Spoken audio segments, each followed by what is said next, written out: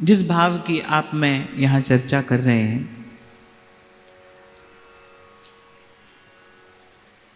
श्रीहित अनन्य टेक प्रकरण।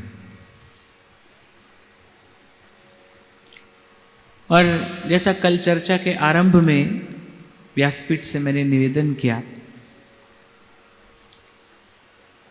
कि अनन्यता यही भक्ति की आन है, बान है, शान है।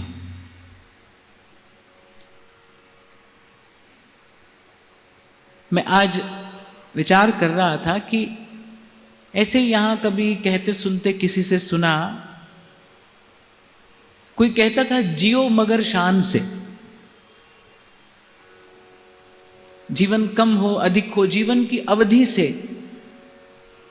कहीं अधिक महत्वपूर्ण है आपके जीवन का स्तर क्या है, किस स्तर का जीवन आप जीते हैं। कल भी मैं आपको कह रहा था, एक सा दिन एक सी रात, वही खाना पीना और सोना, वही राग और द्वेष, वही काम और क्रोध, उसी प्रकार सोना और फिर उसी प्रकार जगना। और इस प्रकार 10, 20, 50 साल बिता देने को जीवन नहीं कहना चाहिए। यह जीवन नहीं है। ऐसे ही व्यवहार में भी कह देते हैं ना, जियो मगर शान से। ऐसे ही भक्ति हो कैसी अनन्य, क्योंकि अनन्यता ही भक्ति की शान है, वही उसका शिरोभूषण है, वही उसका मेरुदंड है। और साथ ही मैंने विनम्रता पूर्वक ये निवेदन किया था कि ये अनन्यता देखकर सुनकर जीवन में नहीं लाई जा सकती, क्योंकि अनन्यता अर्थात आपकी चेतना का आरोहण, ये चेतना का परिष्कार है, ये आपके मन की वृत्ति का सिमट जाना है, ये सब ओर से सिमट कर एकाग्र हो जाना है। और ये सारी दैवी संपत्ति, संत महापुरुषों का कहना है, भगवत साक्षात्कार संपन्न जन ऐसा अपने अपने भावों में अभिव्यक्त करते हैं कि ये जो दैवी संपत्ति है, ये बस संतों से प्रसाद स्वरूप ही पाई जा सकती है। प्रसाद स्वरूप ही, भी नहीं, प्रसाद स्वरूप ही पाई जा सकती है, क्योंकि इसमें अपना कोई प्रयास काम नहीं करता है। आप देखिए, जब श्री हरिराम व्यास जी महाप्रभु जी के पास में आए, तो महाप्रभु जी ने ये बात बहुत विचारणीय है। सेवक जी महाराज ने भी अपनी वाणी में एक स्थान पर कहा कि हित हरिवंश जू कही, श्याम श्यामा पद कमल संगी सिर नायो। और सेवक जी महाराज तो करिए, ते न बचन मानत गुरुद्रोही और निस्दिन करत आपनो भायो। अर्थात सेवक जी महाराज के कहने का तात्पर्य तो यह है कि हित जी महाराज की आज्ञा ही केवल एक है, उन्होंने और कुछ करने को कहा ही नहीं, उन्होंने केवल एक ही कार्य करने को कहा है, भक्ति कर दीप प्रेम करी बाती और साधु संगति करूं दिन राती। हित हरिवंश जो कही, श्याम श्यामा पद कमल संगी सिर नायो। अर्थात श्याम श्यामा के चरण कमलों का जो नित्य भजन करते हैं, नित्य स्मरण करते हैं, बस आप उनका भजन करिए, उनके चरणों में अपना मस्तक रख दीजिए, यही गुरु आज्ञा है। और कई बार हम चर्चा कर चुके, करते ही हैं कि कृपा का वर्षण तो सतत हो रहा है। जैसे सूर्य प्रकाश दे नहीं रहा, प्रकाश ही सूर्य है, ऐसे ही कृपा ही प्रभु का स्वरूप है। कृपा रस वर्षण सतत हो रहा है। कुछ करना है तो हमें करना है, प्रभु को कुछ नहीं करना है, हमें करना है। जो करना है वो हमें करना है, हमें स्वयं को पात्र बनाना है। और कृपा की पात्रता गुरु की आज्ञा में रहने से आती है।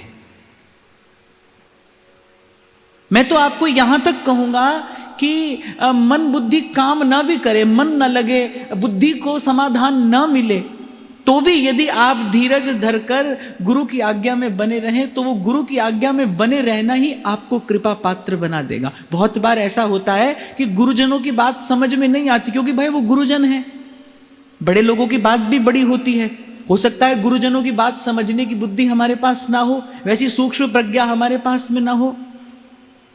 यहां पर क्या काम आता है? यहां पर आपके हृदय की श्रद्धा काम आती है। इसीलिए सेवक जी महाराज ने ये नहीं कहा कि पहले बुद्धि लेकर आइए, पहले ज्ञान लेकर आइए, कुछ और समाधान लेकर आइए, बस कहा श्रद्धा लेकर आइए। प्रथम हृदय श्रद्धा जो करे, श्रद्धा से क्या लाभ होगा? गुरुजन जो कहेंगे आप वो कर पाएंगे, भले आप समझे न समझे। और एक बार यदि आपने ऐसा कर लिया तो गुरु की आज्ञा में रहना ही आपको कृपा पात्र बना देगा।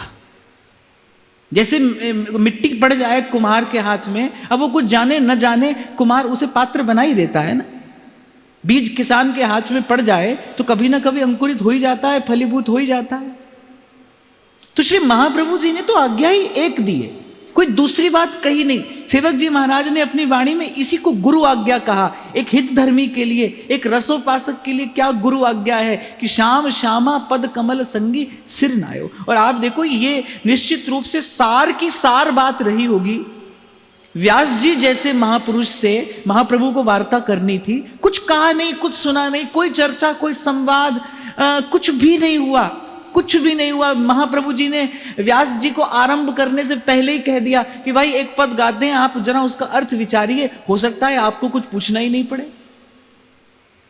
और मैं कई बार आपसे कहता हूं ना, जो पूछने पर उत्तर दे वो शिक्षक है, जो पूछने पर उत्तर दे वो शिक्षक है, और जो बिना पूछे उत्तर दे दे वो गुरु है।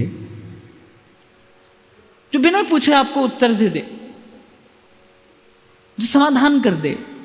मुझे तो ऐसा लगता है कि गुरु के आभा मंडल में ही समाधान छिपा है। इस जीवन का समाधान गुरु के पास में है। जितना द्वंद, जितनी उलझन है, सबका समाधान उसके पास में है। इसीलिए कबीर कहते हैं, सब कुछ गुरु के पास है, पाइए अपने भाई। सब समाधान उसके पास में। अरे कितना सोचकर व्यास जी आए थे, कुछ भी तो नहीं हुआ। एक बात महाप्रभु जी ने कही और बस व्यास जी के हृदय की गांठ खुल गई। महाप्रभु जी ने कहा सीधे सीधे जाओ और भगवान के भक्तों के चरणों पे अपना माथा रख दो। सिर नायो अर्थात सिर झुकाना माने किसी के सन्मुख सिर झुकाना माने उसकी प्रभुता स्वीकार कर लेना। किसी के सामने सिर झुकाने का मतलब केवल अपना सर झुकाना ही नहीं है। किसी के सन्मुख हाथ जोड़ना, सर झुका देना माने उसकी प्रभुता स्वीकार कर देना, उसके प्रति समर्पित हो जाना। तो महाप्रभु जी ने बस इतना ही कहा, बस कुछ भी मत करिए, आपको कुछ भी नहीं करना है, एक केवल ये काम करिए, बाकी सब हो जाएगा, इसकी कृपा से हो जाएगा, सहज में हो जाएगा। कि श्याम श्यामा पद कमल संगी सिर नायो। अरे मैं तो कहता हूं प्रत्यक्ष को प्रमाण की कोई आवश्यकता नहीं है। आप नित्य प्रति चाहें तो इसका अनुभव कर सकते हैं। आप रोज श्री जी का दर्शन करने के लिए मंदिर में जाते हैं।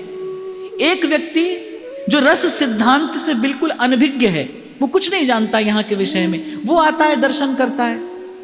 और एक आप और मैं इन रसिकों की कृपा से, इन रसिकों के संग ने हमें जो सिखाया है, हम उसे सीखकर जानकर श्री जी के सन्मुख होते हैं। आप देखो दोनों की प्राप्ति में कितना बड़ा भेद है। एक जो अनभिज्ञ व्यक्ति आ रहा है वो बेचारा क्या करता है, आता है प्रसाद चढ़ाता है, फूलमाला चढ़ाता है, प्रसाद लेकर चला जाता है।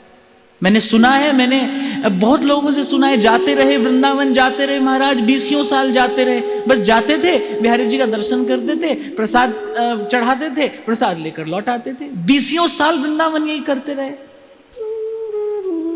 फिर बड़ भागी मैं सतगुरु पाए, फिर गुरु मिले, पथ में प्रगटे सदगुरु और हस्त पकड़कर आप। फिर हमें महाप्रभु जी मिल गए। महाप्रभु जी की चरण शरण में आए तो हमें श्री ध्रुवदास जी और श्री सेवक जी सरीखे रसिकों का ये संग मिल गया।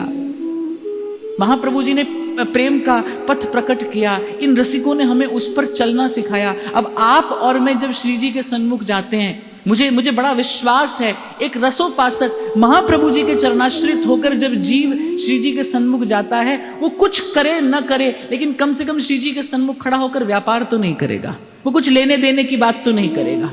ऐसा भाव उसके हृदय में आएगा ही नहीं। ये महिमा किसकी है? सत्संग की ही तो है, ये साधु संघ की ही तो महिमा है, ये इन रसिकों के संग की ही तो महिमा है। और जैसा मैंने आपको कहा ना कि बस केवल इनके संग बने रहने से वो कृपा की पात्रता आएगी, इन्हीं के संग बने रहने से भक्ति जन्म लेती है।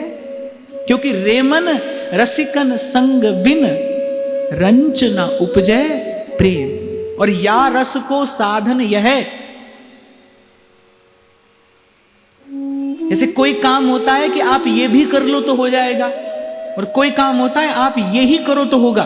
तो ध्रुवदास जी ने कहा रेमन रसिकन संग बिन रंच न उपजय प्रेम। और फिर अगली पंक्ति में कहा कि केवल यही मार्ग है, यदि प्राप्त करना है इस रस को, इस भाव को, यदि ये प्रेम पाना चाहते हो तो या रस को साधन यह और करो जिन नेम।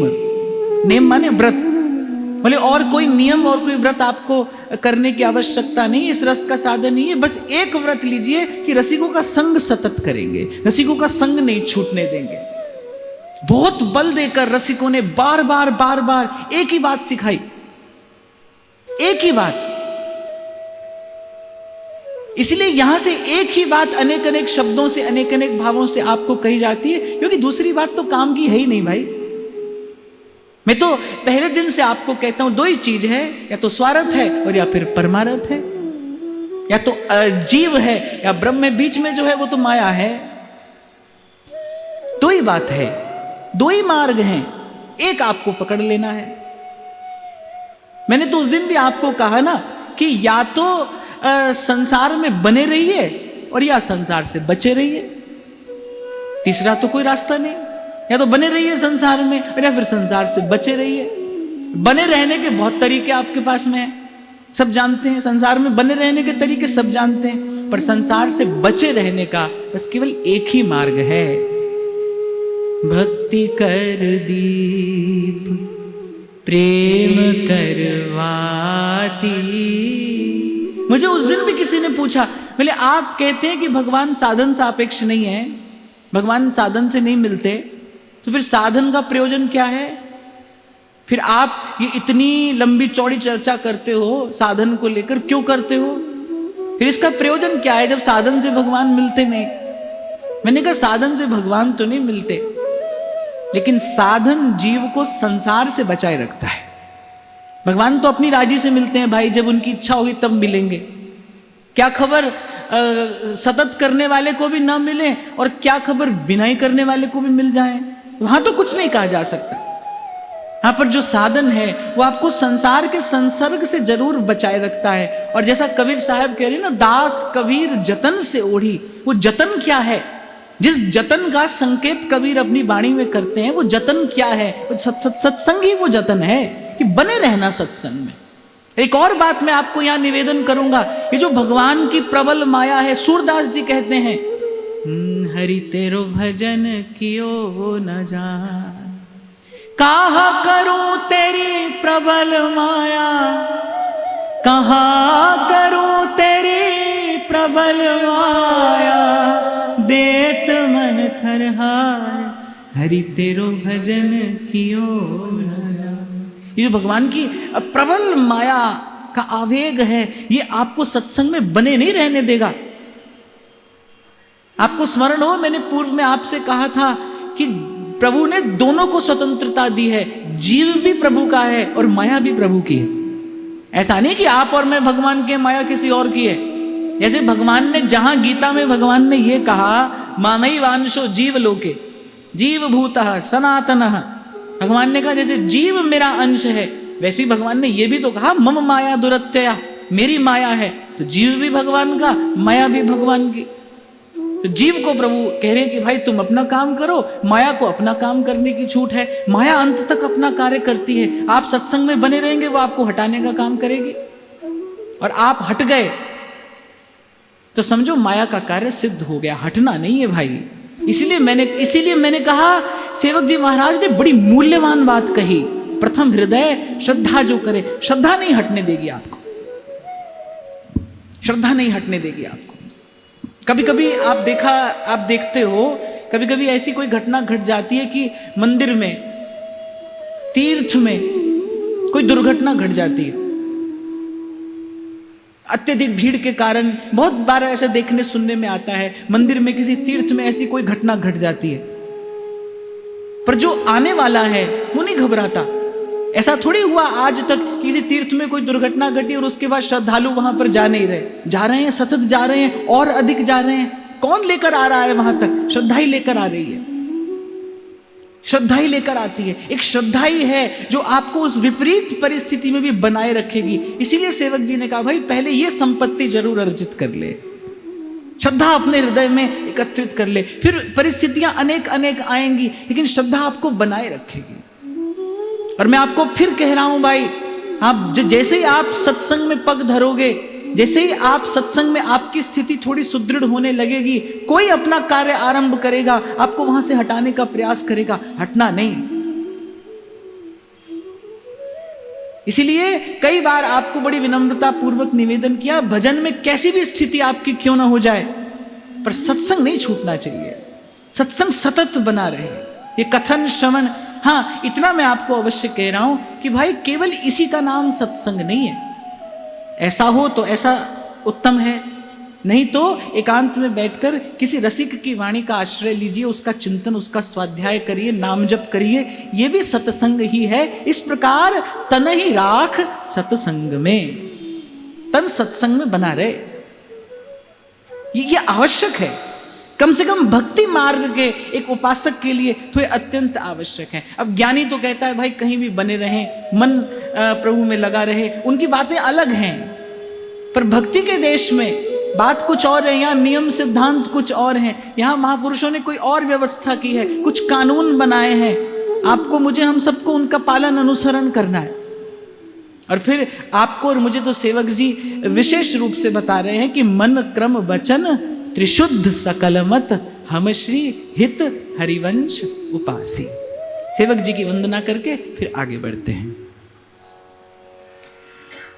प्रथम श्री सेवक पद सिर नाऊ, प्रथम श्री सेवक पद सिर नाऊ, प्रथम श्री सेवक पद सिर नाऊ, प्रथम श्री सेवक पद सिर नाऊ। करहूं कृपा श्री दामोदर मोह पे, श्री हरिवंश चरण रति पाऊं। करहूं कृपा श्री दामोदर मोह पे, श्री हरिवंश चरण रति पाऊं। गुण गंभीर व्यास नंदन झुके, तुभ प्रसाद सुजस रस गाऊं। गुण गंभीर व्यास नंदन झुके, तुम प्रसाद सुजस रस गाऊं। नागरी दास के तुम ही सहायक, रसिक अनन्य नृपति मन भाऊं। नागरी दास के तुम ही सहायक, रसिक अनन्य नृपति मन भाऊं। और प्रथम दो सवैया में श्री सेवक जी महाराज ने अनन्यता जन्य उस आनंद की सूचना, उसका संकेत करते हुए कहा कि भाई कोई कुछ भी करे, कोई कर्म धर्म करे, कोई यम नेम करे, कोई जप तीर्थ करे, करता रहे। और फिर आगे कहा कि लेकिन हम ये बताए देते हैं, श्री सेवक जी महाराज ने कहा संस्कृति हेतु अविद्या नासी। सेवक जी महाराज कह रहे हैं ये मैं अवश्य बताया देता हूं, ये संकेत अवश्य किए देता हूं कि ये जो भी कुछ है ये संस्कृति का हेतु है। संस्कृति अर्थात जन्म और मरण, ये जीव को जन्म और मरण के फेर में भरमाने वाला है।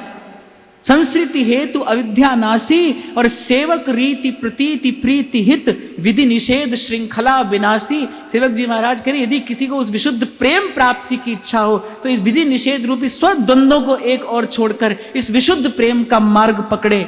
अब जोई कही करे हम सोई, आयस लिए चले निज दासी, मन क्रम वचन त्रिशुद्ध सकल मत, हम श्री हित हरिवंश उपासी। आपको स्मरण हो राधाष्टमी की चर्चा पे भोली सखी जी का एक भाव हमने यहां पर गाया था, हम रूप सुधारस वारे, कोई का जाने मते चारे। हम रूप सुधारस वारे, कोई का जाने बेचारे। अच्छा, मुझे तो लगा मैं ऐसे ही गा दूंगा।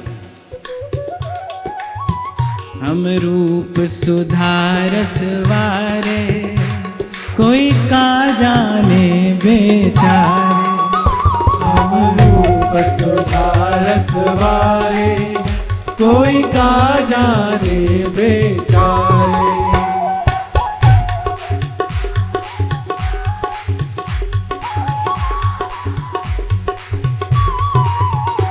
ओ पड़े रहत अलमस्त एक रस, पड़े रहत अलमस्त एक रस, छके प्रेम मतवारे, कोई का जाने बेचारे। हम रूप सुधारस वारे, कोई का जाने बेचारे। हम रूप सुधारस वारे, कोई का जाने बेचारे।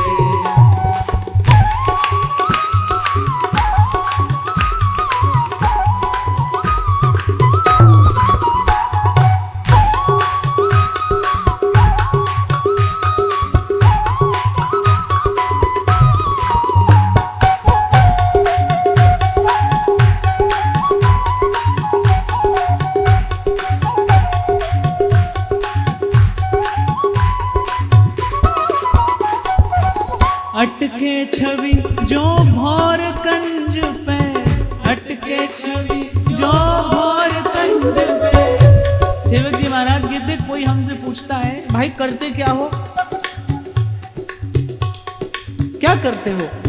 कई बार सुनाता हूं मैं आपको। हमारे बाबा कहते थे कुछ नहीं करते, बस पड़े हैं वृंदावन में। सोई भोली सखी क्या कहती है, बोले करने को कुछ नहीं है भाई, यहां अटके छवि, राधा वल्लभ लाल की छवि में अटके हैं। अटके छवि जो भौर कंज पे, अटके छवि जो भौर कंज पे, अटके छवि जो भंवर कंज पे, अटके छवि जो भौर कंज पे। तन मन धन सब हारे, कोई का जाने बेचारे। हम रूप सुधारस वारे, कोई का जाने बेचारे। हम रूप सुधारस वारे, कोई का जाने बेचारे।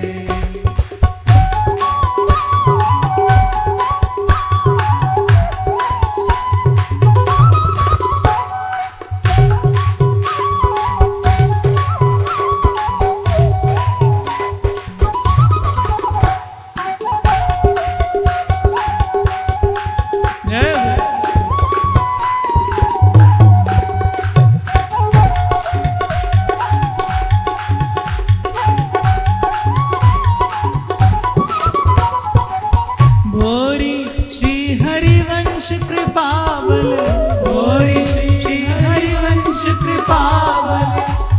अच्छा, ये बात तो ऐसे कहनी चाहिए, भोरी श्री हरिवंश कृपावल, भोरी श्री हरिवंश कृपावल। जागे भाग हमारे, कोई का जाने बेचारे। हम रूप सुधारस वारे, कोई का जाने बेचारे। हम रूप सुधारस वारे, कोई का जाने बेचारे। क्योंकि भाई मुझे ऐसा लगता है कि रसिकों को, जिनकी असाधारण गति है, अद्भुत गति है, उनको देखकर संसार में सदा ही कुछ ना कुछ ऐसा कहा होगा अरे महाप्रभु तो कह रहे छाप तिलक भी नहीं है, न कोई व्रत है, न कोई उपवास है, न कोई और विधि है, कुछ भी तो नहीं, बस पड़े हैं। तो संसार ने अपनी दृष्टि से देखा और सदा सर्वकाल में रसिकों को देखकर संसार ने अपना अनुमान लगाया होगा, तभी महाप्रभु ने कहा रहस्य तद्यस्य स्थितिरपि न साधारण गति। रसिकों की स्थिति असाधारण है, इसीलिए इन रसिकों ने अपने अपने इन शब्दों में, अपने भावों में प्रकट किए अपने ये मनोभाव। भोरी हित हरिवंश कृपावल, भोरी हित हरिवंश कृपावल, भोरी हित हरिवंश कृपावल, भोरी हित हरिवंश कृपावल। जागे भाग हमारे कोई का जाने बेचारे, हम रूप सुधारस वारे कोई का जाने बेचारे, हम रूप सुधारस वारे कोई का जाने बेचारे, हम रूप सुधारस वारे कोई का जाने बेचारे, हम रूप सुधारस वारे कोई का जाने बेचारे। हमारा राधा वल्लभ लाल, हमारो राधा वल्लभ लाल, लाडला राधा वल्लभ लाल, लाडलो राधा वल्लभ लाल, रंगीला राधा वल्लभ लाल, रंगीलो राधा वल्लभ लाल,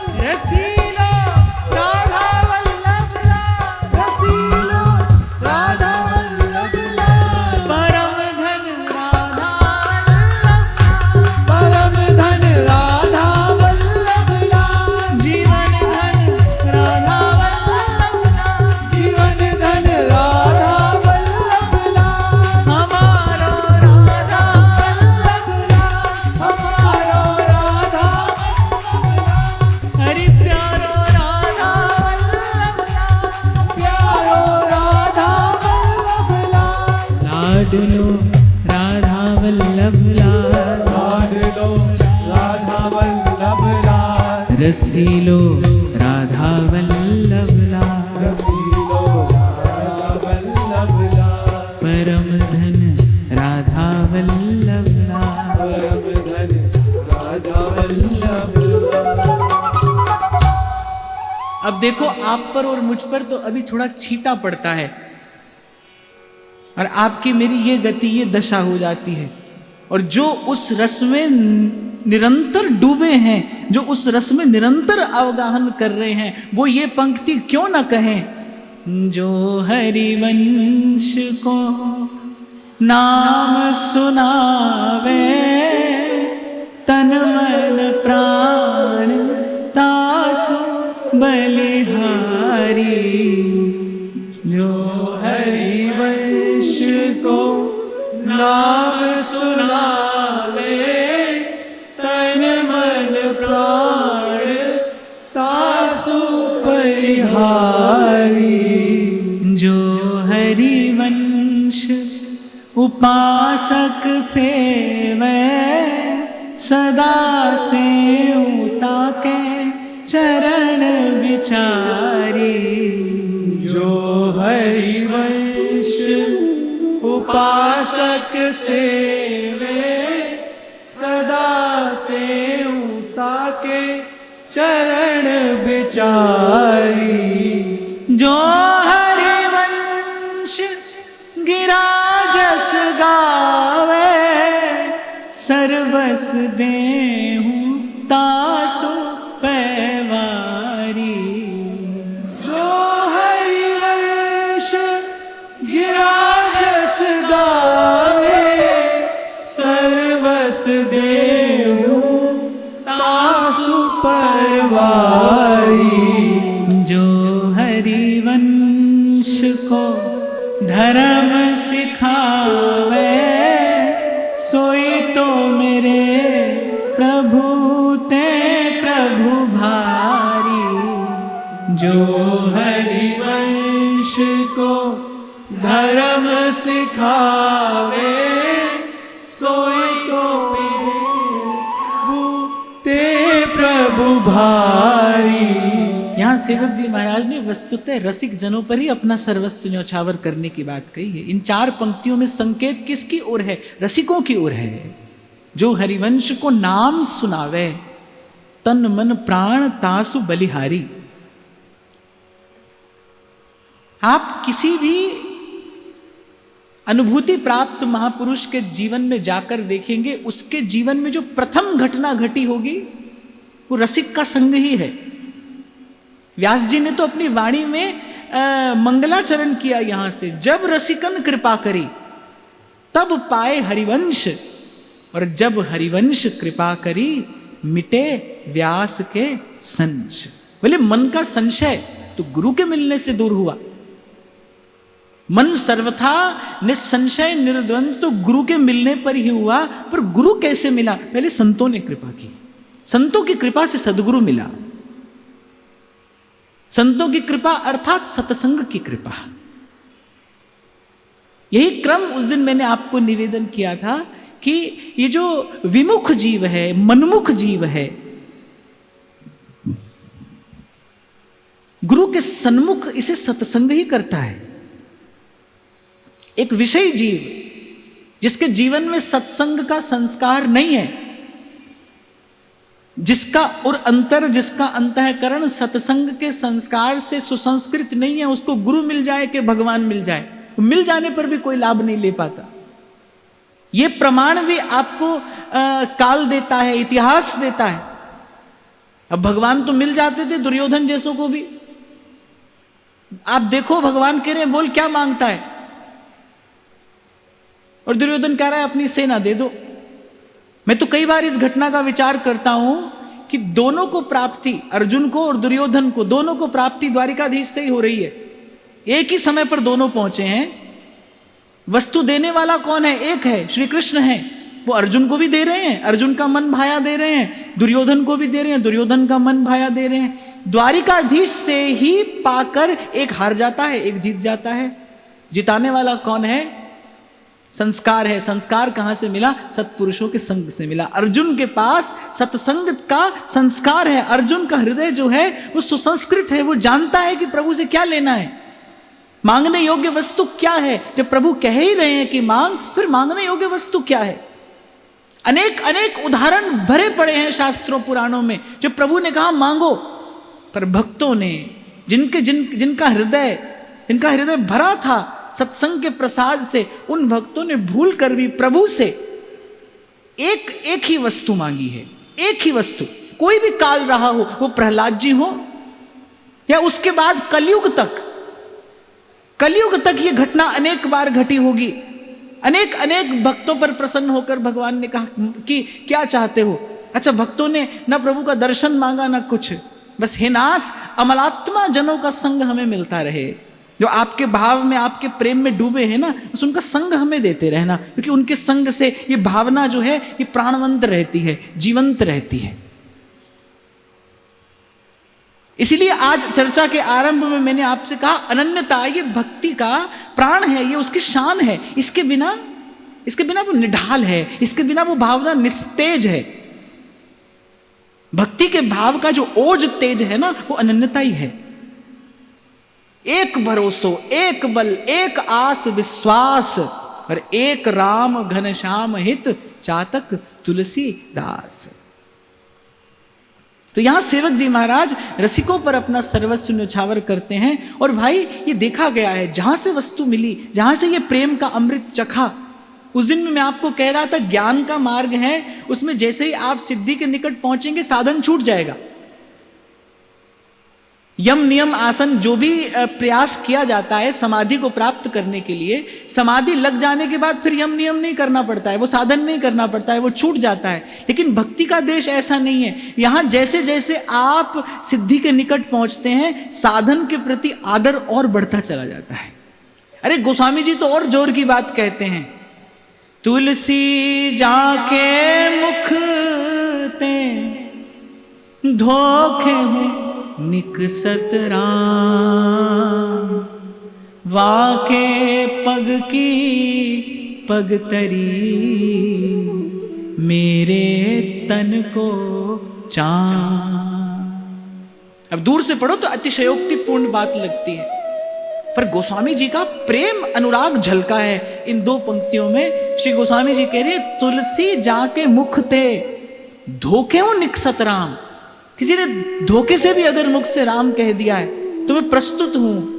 वाके पग की पग तरी, मेरे तन को चाम, मेरे तन के चाम से मैं उसके पांव का जूता बना देने के लिए प्रस्तुत। इसने धोखे से भी राम कहा है। इन पंक्तियों में गोस्वामी जी का अनुराग प्रकट हुआ है किसके प्रति? इष्ट के प्रति नहीं, इष्ट के नाम के प्रति, क्योंकि गोस्वामी जी ने अपने जीवन में देखा और हम जैसे जीवों को दिखाया भाई, हे ही कलि करम न धर्म विवेकू, राम नाम अवलंबन ए। इसलिए तो कबीर कहते हैं नाम गुरु सो लीजिए तो शीस दीजिए दान। कभी मन में आए ना कि गुरु को कुछ दें, तो कबीर कह रहे इससे कम देने का विचार मत करना। इससे कम देना तो तुम अभिमान के धरातल पर खड़े होकर दे रहे हो। गुरु को देने योग्य कोई वस्तु नहीं है। पहले भी मैंने कभी आपको निवेदन किया था, एक गुरु है जिसको कुछ नहीं दिया जा सकता। गुरु को कुछ नहीं दिया जा सकता। कबीर कह रहे हैं कि नाम गुरु सो लीजिए तो फिर शीस दीजिए दान। और नहीं तो कबीर कह रहे बहुत तक भोंदू बह गए बंदे जीव अभिमान। व्यक्ति सोचता है हमने दिया गुरु जी को, जबकि मैं आपसे कई बार कहता हूं भाई कभी कभी किसी का लेना भी देना ही होता है। देखने में ऐसा लगेगा कि वो आपसे ले रहा है, पर वास्तविकता में वो लेकर भी आपको दे रहा है। तो गुरु का तो लेना भी वस्तुतः देना ही है। गुरु को कुछ नहीं दिया जा सकता भाई। ये तन विष की बेलरी, गुरु के स्पर्श के बिना, सतगुरु के सानिध्य के बिना ये जीवन क्या अर्जित करता है? एक बार विचार करो, सत्संग के बिना ये जीवन क्या अर्जित करता है? जिनके जीवन में सत्संग नहीं है वो इस जीवन से क्या कमा रहे हैं? उनकी कमाई क्या है? क्या कमाकर सोते हैं? संसार कमाकर सोते हैं, संसार कमाकर जगते हैं, और संसार को कमाते कमाते सोते जगते मर जाते हैं। खाना पीना सोवना और न कोई चीत, सदगुरु शब्द विसारया आदि अंत का मीत। मात पिता सुत बांधवा, वो तो कह रहे ये तो घर घर हुए, ये प्राप्त किया तो कोई बहुत बड़ी उपलब्धि है। और वैसे भी ये तो आपका भ्रम है कि आपने प्राप्त किया। आप कुछ नहीं करो तो भी आपका ही है, तो भी संसार तो आपका कमाया हुआ है भाई, कहीं जाने वाला नहीं है। तो नाम गुरु सो लीजिए तो शीस दीजिए दान। और शीस दीजिए दान का अर्थात क्या है? ऐसा सेवक जी महाराज ये शीस दान करना ही है कि मन क्रम वचन त्रिशुद्ध सकल मत, हम श्री हित हरिवंश उपासी। इससे कम नहीं दिया जाना चाहिए गुरु को। कहते हैं कि जब मीरा जी ने प्रथम दर्शन किया ना वो गिरधर गोपाल के विग्रह का, और मीरा जी का वो निर्मल मन आसक्त हो गया उस विग्रह के रूप माधुरी में। वृंदावन के संत थे, एकांत में रहकर श्री ठाकुर जी की अष्टयाम सेवा मेड़ता के महल में रहकर किया करते थे। कुछ काल के लिए वहां ठहरे थे। अब आते जाते मीरा झांकने लगी, गिरधर गोपाल की उस रूप माधुर्य में मन अटक गया। और जब मन अटक जाता है, अटकना जो है ना ये आसक्ति से बना है। जब मन अटक जाता है फिर कोई बल प्रयोग नहीं किया जा सकता मन पर। अटके छवि जो भंवर कंज पे, भंवर को प्राण दे देना स्वीकार है, पर वो जो पुष्प के मकरंद का लोभ है वो उसको नहीं छोड़ता है, प्राण दे देता है। भंवरा जो फूल से लगता है उसके मकरंद का पान करता है तो कभी कभी वो इतना उन्मत्त हो जाता है, वो इतना विवश हो जाता है, पान करते करते सांझ हो जाती है। ऐसी सांझ हो जाती है कमल पुष्प अपनी पंखुड़ियां बंद कर लेता है। और भ्रमर की ऐसी प्रीत है कमल पुष्प पर कि प्रातः काल होते होते उस बेचारे के प्राण चले जाते हैं, लेकिन वो फूल नहीं छोड़ता है। इसलिए बोली सखी ने उदाहरण दिया, अटके छवि जो भंवर कंज पे, तन मन धन सब हारे, कोई का जाने बेचारा। तो मन अटक गया। अब तो मीरा जी मन में ये विचार करने लगी कि कैसे वो गिरधर गोपाल का विग्रह ही मांग लूं, क्योंकि उनसे कम तो मुझे कुछ भी नहीं चाहिए, उनसे कम कुछ नहीं चाहिए, वही चाहिए। अब वो तो ठाकुर जी की इच्छा थी ही मीरा जी के पास आने की, मीरा जी की सेवा स्वीकार करने की। लेकिन जब मीरा जी ने अंजलि बढ़ाई और संत ने भी भगवत आज्ञा पाकर गिरधर गोपाल का श्री विग्रह मीरा जी के हाथ में पधराया, तो मीरा जी बड़ी संस्कार संपन्ना, सत्संग का संस्कार था उनके पास। अब संत ने प्रसाद दिया है तो श्री मीरा जी ने शिष्टाचारवश पूछा कि मैं इसके प्रत्युत्तर में आपको क्या निवेदन कर सकती हूं? आपने मुझे ये परम प्रसाद दिया है, अब मैं इसके उत्तर में आपको क्या निवेदन करूं? तो कहने रसिक संत थे, मीरा से कहने लगे, बेटी प्राणों का मोल तो प्राणों से ही चुकाया जा सकता है। मैंने तुम्हें अपने प्राण दिए हैं, बस अपने प्राणों के समान इन्हें रखना, यही इसका मूल है। गुरु ने जो आपको दिया है, गुरु से जो नाम आपने श्रवण किया है, वो जो नाम सुनाया है उसने हरि का, वो उसका प्राण है, उसमें उसके प्राण बसते हैं।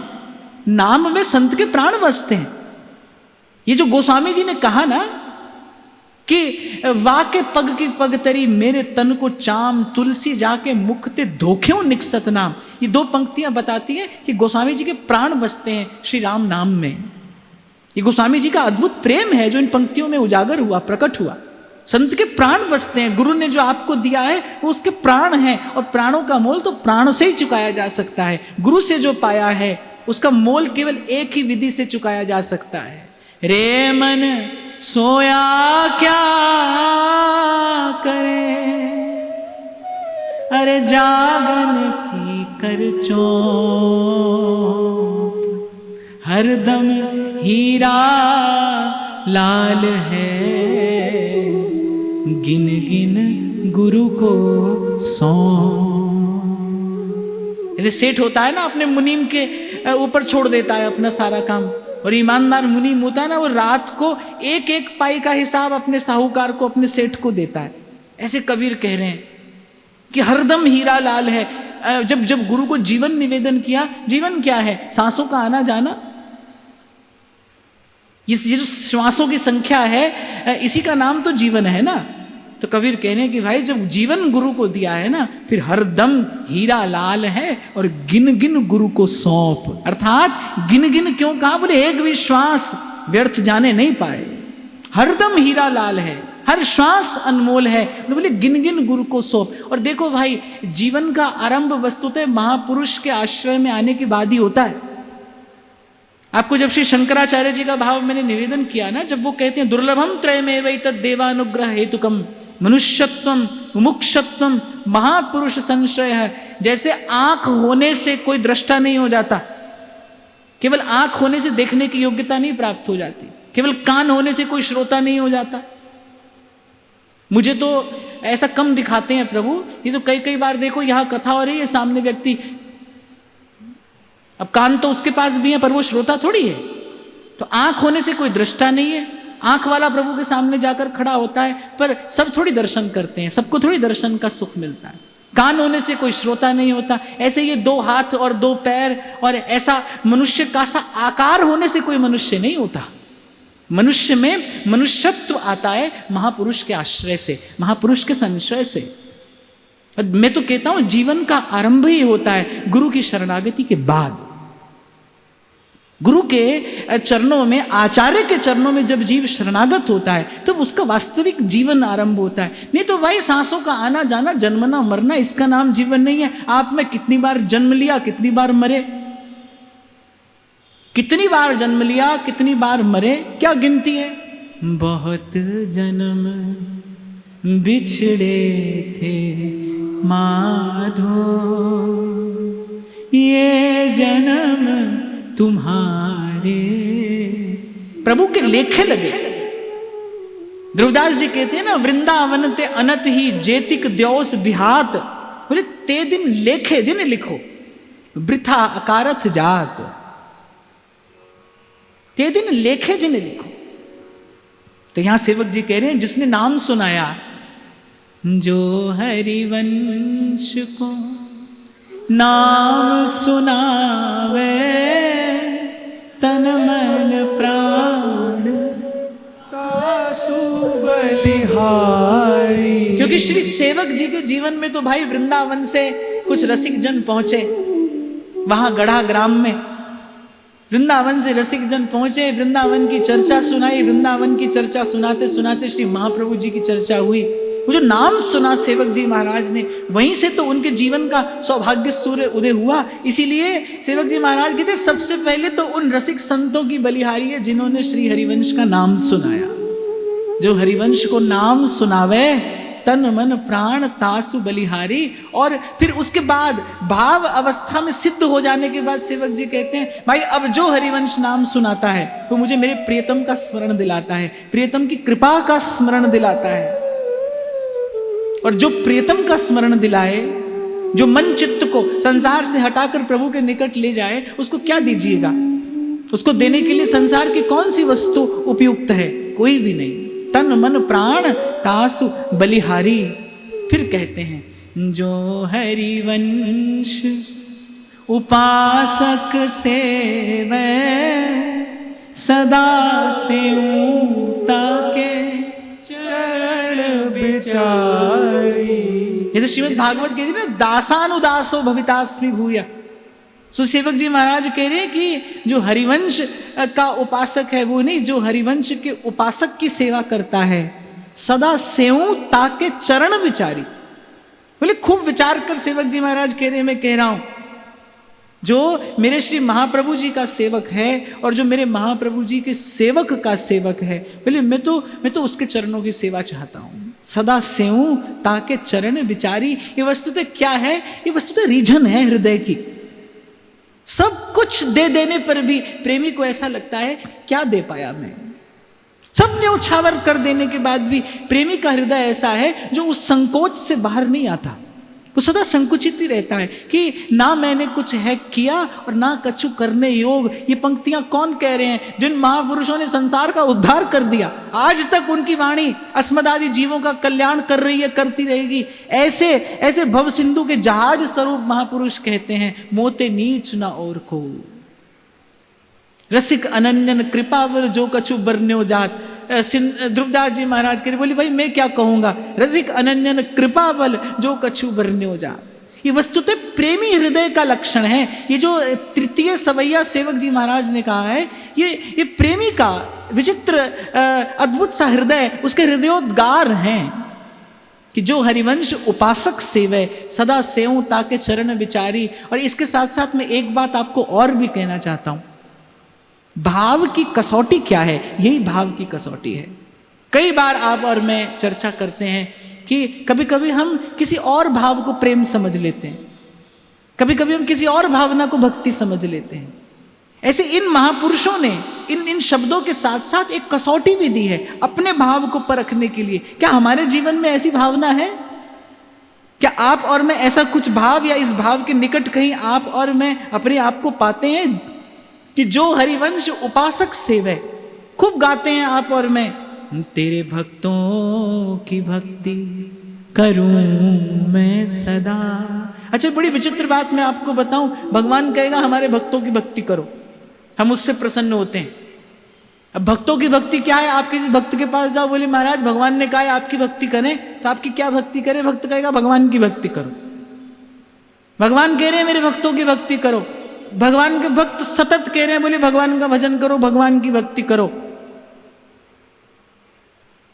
तत्व तो एक ही है ना, वस्तु तो एक ही है। इसीलिए स्वामी जी महाराज कह रहे हैं भाई या तो हरि या हरि के जन से लगे रहिए, इसी में कल्याण है। पर आपको और मुझे देखना चाहिए, गाते रहते हैं आप और मैं, क्या आपके मेरे जीवन में कुछ वास्तविकता में ऐसा है? कुछ है ऐसी भावना हमारे जीवन में? है भक्त की भक्ति की भावना हमारे जीवन में? यद्यपि भक्त की भक्ति भगवान की भक्ति के अतिरिक्त और कुछ नहीं है, पर यदि कोई ऐसा अवसर उपस्थित हो जाए तो क्या है हमारे भीतर ऐसी भावना? यदि नहीं है तो घबराने की आवश्यकता नहीं है। इसी दिशा में हमें प्रयास करना है, लेकिन हमें कुछ प्राप्त हो गया इस भ्रम में नहीं पड़ना है। किसी ने आज प्रश्न पूछा, प्रश्न पूछा है कि भ्रम और कल्पना में क्या भेद है। कल्पना अपनी बुद्धि से होती है, सुंदर भी हो सकती है, शुभ भी हो सकती है। कल्पना जो है वो आप अपनी बुद्धि से करते हैं। आपकी बुद्धि सात्विक है तो आपकी कल्पना भी सात्विक होगी। आपकी बुद्धि यदि तामसी है तो आपकी कल्पना भी तामसी होगी। पर भ्रम सदा सर्वकाल में माया द्वारा उत्पन्न है, वो सदा सर्वकाल में अंधकार ही है। और भ्रम किसी भी स्थिति में सुंदर या स्वस्थ नहीं हो सकता। कल्पना तो सुंदर और स्वस्थ हो सकती है क्योंकि उसका मूल आपकी बुद्धि है, लेकिन भ्रम जो है तो माया द्वारा उत्पन्न किया है, वो अंधकार है। भ्रम किसी भी समय किसी भी स्थिति में स्वस्थ या सुखद नहीं हो सकता। तो वस्तु नहीं है, इसकी चिंता नहीं है।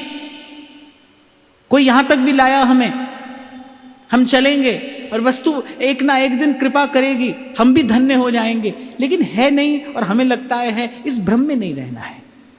इस कसौटी पर स्वयं को सतत कसते रहना है, सतत कसते रहना है। जो हरिवंश गिरा जस गावे, सर्वस देहूं तासु पैवारी। सेवक जी महाराज कह रहे हैं, जो मेरे महाप्रभु जी का यश गाता है, जो मेरे महाप्रभु जी की वाणी का गान करता है, जो उनका यश गाता है, सर्वस देहूं तासु पैवारी। और अंतिम पंक्ति बड़ी महत्वपूर्ण है, जो हरिवंश को धर्म सिखावे, सोई तो मेरे प्रभु ते प्रभु भारी। जो हरिवंश को धर्म सिखावे, सोई तो मेरे प्रभु ते प्रभु भारी। देखो, सब सामग्री संसार में सदा सर्वकाल रहती है। प्रत्येक वस्तु इस अस्तित्व में कल भी थी, आज भी है और कल भी रहेगी। सदा सर्वकाल प्रत्येक वस्तु इस अस्तित्व में है।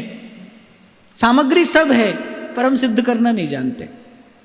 अब जैसे मोदक में बेसन पड़ता है, खांड पड़ती है, घी पड़ता है, एक आध कोई और चीज पड़ती होगी। अब वो सारी वस्तु इकट्ठी करके रख लो, वो खाने से मोदक का स्वाद थोड़ी आता है। कोई मोदक बनाने वाला भी तो चाहिए, कोई मोदक बनाने की विधि भी तो जानता हो। ऐसे ही प्रेम का बीज आपके मेरे हृदय में है। प्रभु के मिलन की संभावना स्वरूप जीवन तो प्रभु ने आपको मुझे देकर ही भेजा है। पर महिमा किसकी है? जो धर्म सिखाता है, जिसने सत्संग कराया है, जिसने सत्संग के संस्कार से आपके मेरे हृदय को सजाया है, जिसने आपको और मुझे ये सतमार्ग दिखाया है, सतमार्ग पर चलना सिखाया है। आप भी थे और प्रभु भी थे, आप भी हैं और प्रभु भी हैं, आप भी रहेंगे और प्रभु भी रहेंगे। जीव भी था, है, रहेगा, प्रभु भी थे, हैं और रहेंगे। पर खूब कहते रहो हमारे भीतर भगवान, तुम्हारे भीतर भगवान। कोई जीवन का क्लेश तो इससे दूर होता नहीं, जीवन का कष्ट तो इससे दूर होता नहीं। कहती सुनती बात सारा जीवन आप भले मुख से तोते की भांति रटते रहिए, कोई उससे वास्तविक लाभ थोड़ी होता है। मन का क्लेश थोड़ी दूर हो जाता है, जीवन में सुख शांति का आधान थोड़ी हो जाता है। फिर कोई आता है, वो आपको, वो जो सामग्री आपके पास है ना, वो उसको सिद्ध करने की विधि बताता है। वो आपको बताता है, बोले भैया तेरे पास जिह्वा है, बोले हाँ है, तो इससे नाम रट। तेरे पास आंख है, बोले है, तो बोले जाकर इससे प्रभु का दर्शन कर। वो आपकी मेरी कर्मेंद्रियों ज्ञानेंद्रियों को भगवत भजन में लगाता है, भगवत सेवा में लगाता है। वो आपके मेरे मन को भगवत भजन के योग्य बनाता है और फिर बनत बनत बन जाए। इसलिए भोली सखी एक बड़ा प्यारा भाव कहती है, रसिक संग बिन प्रेम न होई, रसिक संग बिन प्रेम न होई, बिन पद प्रेम भय अलबेली, बिन पद प्रेम भय अलबेली। भव सो छूटत न कोई प्रेम न होई, रसिक संग बिन प्रेम न होई, रसिक संग बिन प्रेम न होई, रसिक संग बिन प्रेम न होई, रसिक संग बिन प्रेम न होई,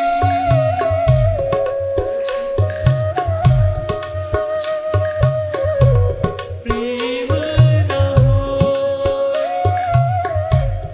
बिन पद प्रेम भय अलबेली, बिन पद प्रेम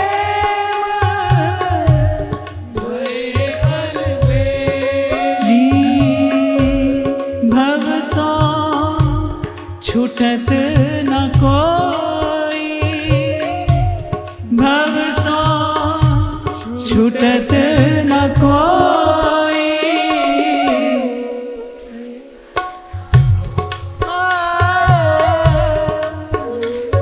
संग बिन प्रेम न होई, रसिक संग बिन प्रेम न होई, कीजै कृपा कृपालु किशोरी,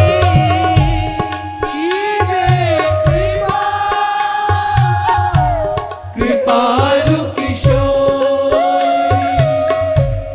रसिक संग जो पाओ, रसिक संग जो पाओ, प्रेम न होई, रसिक संग बिन प्रेम न होई, कीजै कृपा कृपालु किशोरी,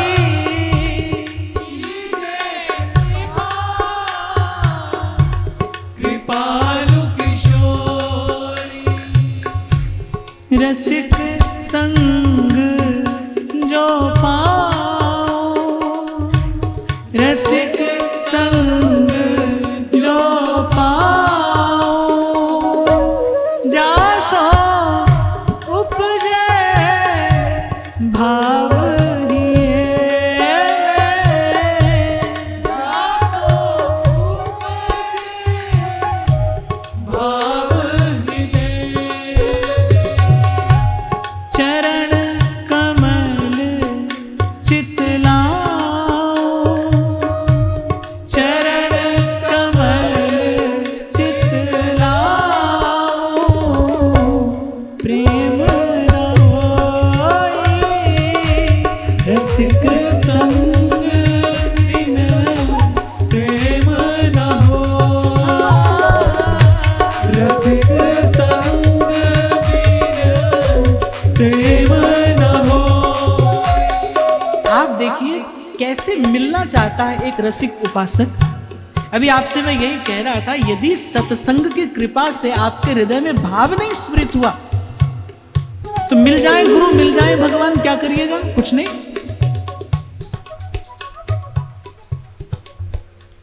अब बच्चा हो गया, अब बच्चे का ब्याह हो गया, अब ये दुकान हो गई, अब ये मकान हो गया, गुरुजी आइए, गुरुजी जाइए, यही तो होता है। गुरुजी आइए, गुरुजी खाइए, गुरुजी जाइए। अगर सत्संग का संस्कार नहीं तो व्यक्ति यही करता है, भगवान और गुरु को पाकर भी यही करता है। रसिक, एक रसिक उपासक किस प्रकार मिलने की विधि बता रहा है। बोली सखी कह रही है, हे स्वामिनी आप मुझ पर कृपा करो, आपकी कृपा से क्या हो, रसिक संग जो पाऊं, और आपकी कृपा से जब मुझे रसिक का संग मिले, जासो उपजे भाव हिये में, जासो उपजे भाव हिये में। जैसे नेत्रहीन के सन्मुख सृष्टि का सारा सौंदर्य प्रकट हो जाए, उसको क्या लाभ है? एक नेत्रहीन के सन्मुख आप सारी सृष्टि का सौंदर्य धर दीजिए, व्यर्थ है। ऐसे भावहीन के सन्मुख भगवान आकर खड़े हो जाएं, व्यर्थ है। इसीलिए संतों ने कहा पहले संतों से भाव प्राप्त करिए। मैं आपसे बार बार कहता हूं कि भाव तो उत्तमोत्तम वस्तु है। ऐसे कुछ भी कर देना, कुछ भी कह देना, कहीं भी चल देना, ये भाव नहीं है। इसे भाव नहीं समझना चाहिए, ये भ्रम है, ये भटकना है। भाव तो दीर्घकालीन सत्संग के बाद हृदय में स्फुरित होता है, सतत सत्संग के प्रसाद स्वरूप परिपक्व होता है और गुरु की कृपा से भाव सिद्ध होता है। सत्संग की कृपा से भाव स्फुरित होगा। आप सतत सत्संग करेंगे तो वो भाव परिपक्व होगा और फिर अंत में गुरु की कृपा होगी तो भाव सिद्ध होगा। ये बड़ा अवसर होता है ना, जैसे छोटा मोटा काम सब आगे पीछे के लोग कर देते हैं, पर वो फाइल पर अंतिम दस्तखत उसी का चाहिए। ऐसे अंतिम कृपा गुरु की होगी तो फिर भाव सिद्ध होगा। कैसा सुंदर क्रम भोली सखी बताती है कि जय कृपा कृपालु किशोरी,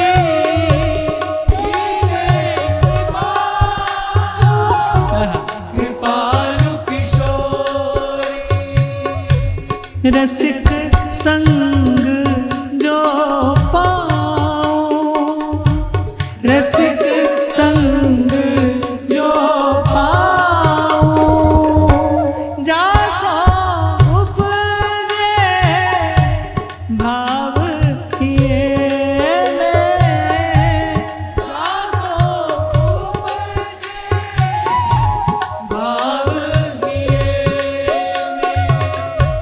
चरण कमल चित लाओ, चरण कमल चित लाओ, प्रेम न होई रसिक संग बिन, प्रेम न होई रसिक संग बिन, प्रेम न होई।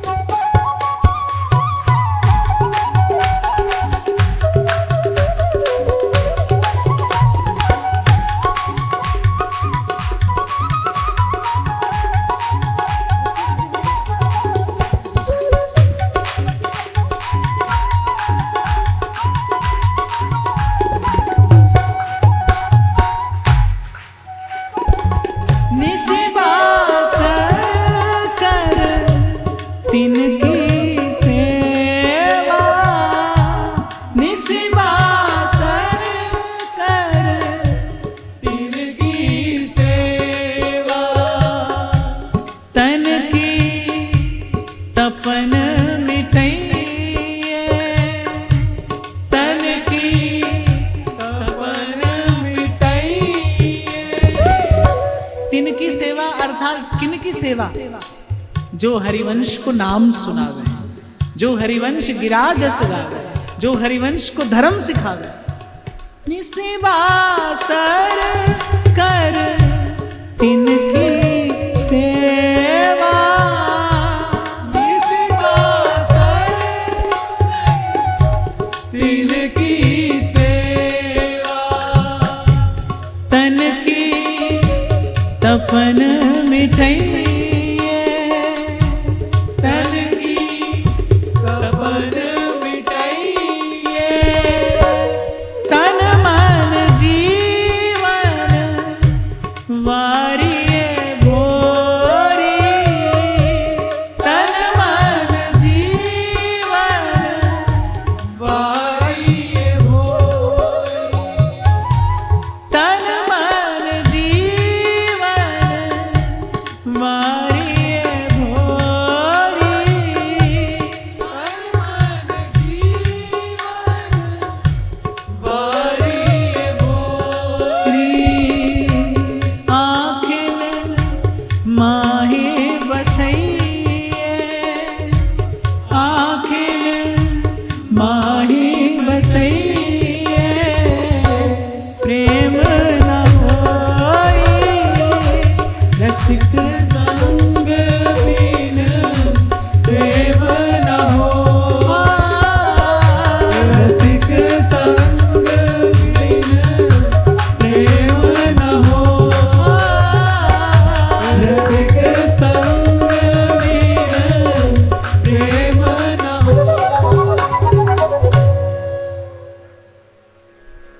तो निसिवासर कर तिनकी सेवा, तन की तपन मिटइये और तन मन जीवन वारिय भोरी, आंखिन माही बसइये, रसिक संग बिन प्रेम न हो। इसलिए आरंभ में आपको निवेदन किया कि एक मार्ग ऐसा है जिस पर विकल्प है, ये भी कर सकते हैं वो भी कर सकते हैं, पर यहां पर विकल्प नहीं है। या रस को साधन यह है और करो जिन नेम, और कुछ नहीं करना है भाई, और कोई विधि सफल नहीं है। जैसे कलयुग के विषय में सब शास्त्रों का एक ही मत है ना, हरिर नामैव केवलम, कलौ नास्तयैव नास्तयैव नास्तयैव गतिरन्यथा। ऐसे ही यदि मार्ग ये प्रेम का हो, यदि डगर ये निकुंज की हो, फिर एक ही विधि है भाई, रसिक संग बिन प्रेम न होई। और बोली सखी कहती है, बिन पद प्रेम भय अलबेली, भव सो छुटत ना कोई। बिना श्री जी के चरणों के अनुराग के कैसे जीव भव से पार जाए। तो सेवक जी महाराज कह रहे, सर्वस्व न्योछावर किस पर है, जो हरिवंश को धर्म सिखावे। और सेवक जी तो कह रहे, सोई तो मेरे प्रभु ते प्रभु भारी। ऐसे वैष्णव जन अपनी वार्ता में सुनाते हैं, भक्तमाल में भी इसका वर्णन मिला है कि कुम्मन दास जी के निकट प्रत्यक्ष क्रीड़ा करते थे श्री ठाकुर जी। पर कुम्मन दास जी का बड़ा आग्रह है सत्संग के प्रति। कुम्मन दास जी का तो ऐसा आग्रह था सत्संग के प्रति कि 6 पुत्र हुए,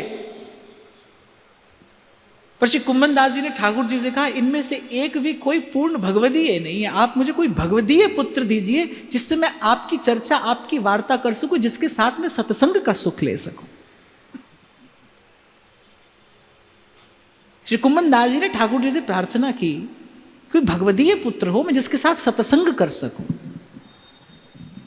तो एक दिन ऐसे ही श्री ठाकुर जी कुछ लीला कर रहे थे, कोई भगवदीय कोई वैष्णव पधारे, कुम्मन दास जी उनसे मिलने को आतुर। श्री ठाकुर जी ने देखा हम इनके निकट बैठे हैं और ये भक्त से मिलने को आतुर हैं। श्री कुम्मन दास जी ने कहा, जय जय, आपके मिलन में रस है, पर आपके किसी भगवदीय के मिलन में विशेष रस है। आपके मिलन सो आनंद है, पर आपके भक्त सो मिलने में परमानंद है। आपसे मिलने में आनंद है, पर भक्त से मिलने में परमानंद है। आनंद, एक भक्त के हृदय का आनंद द्विगुणित हो जाता है ना जब भक्त भक्त से मिलता है। हाँ बस, बाकी तो भाई ये गूंगे का गुड़ स्वाद है, जिसने चखा है सो जानता है। भगवत रसिक रसिक की बातें रसिक बिना कोई समझ सके ना। पर इन महापुरुषों की वाणी से संकेत तो अवश्य मिल जाता है, खूब मिल जाता है, भरा पूरा मिल जाता है कि जो सुख है सत्संग में सो वैकुंठ न हुए। इस संसार में, इस सृष्टि में, इस अस्तित्व में अगर सुख नाम की कोई वस्तु है, यदि है, जीवन को देखो तो नहीं है, संसार को देखो तो नहीं है, इस जन्म और मरण के बीच में जो अवधि जीव के पास है उसकी ओर देखो तो नहीं है। मैं बड़े विश्वास से आपको कह रहा हूं भाई, दुख तो दुख है ही, सुख उससे भी बड़ा दुख है, उसमें भी दुख ही छिपा है। स्वामी श्री अखंडानंद जी महाराज तो कहते थे, बोले संसार के दुख की जो औषधि है वो महादुख रूप है। दुख जो है उसकी जो औषधि है वो महादुख रूप है। तो यहां तो दुख ही दुख है, अपनी ओर देखो, भीतर बाहर देखो, दुख ही दुख है। अगर सुख नाम की कोई वस्तु है, उसका दर्शन यदि कभी होता है तो वो इसी प्रकार सत्संग में होता है, वो यही है। तुलयाम लवे नापिना स्वर्गम ना पुनर्भवम, भगवत संगी संगस्य मर्त्यानाम किमुताशिषः। मैं तो उस दिन भी आपसे कह रहा था, संतों के जीवन में दर्शन होता है, सत्संग की कृपा से प्रभु मिल गए, साक्षात्कार हो रहा है प्रभु का।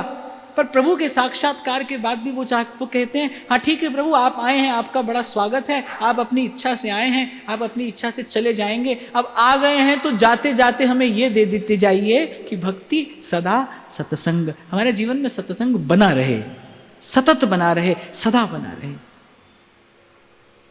आगे कहते हैं, श्री हरिवंश सुनाद विमोही सुन धुन नित्य तहा मन दई हो।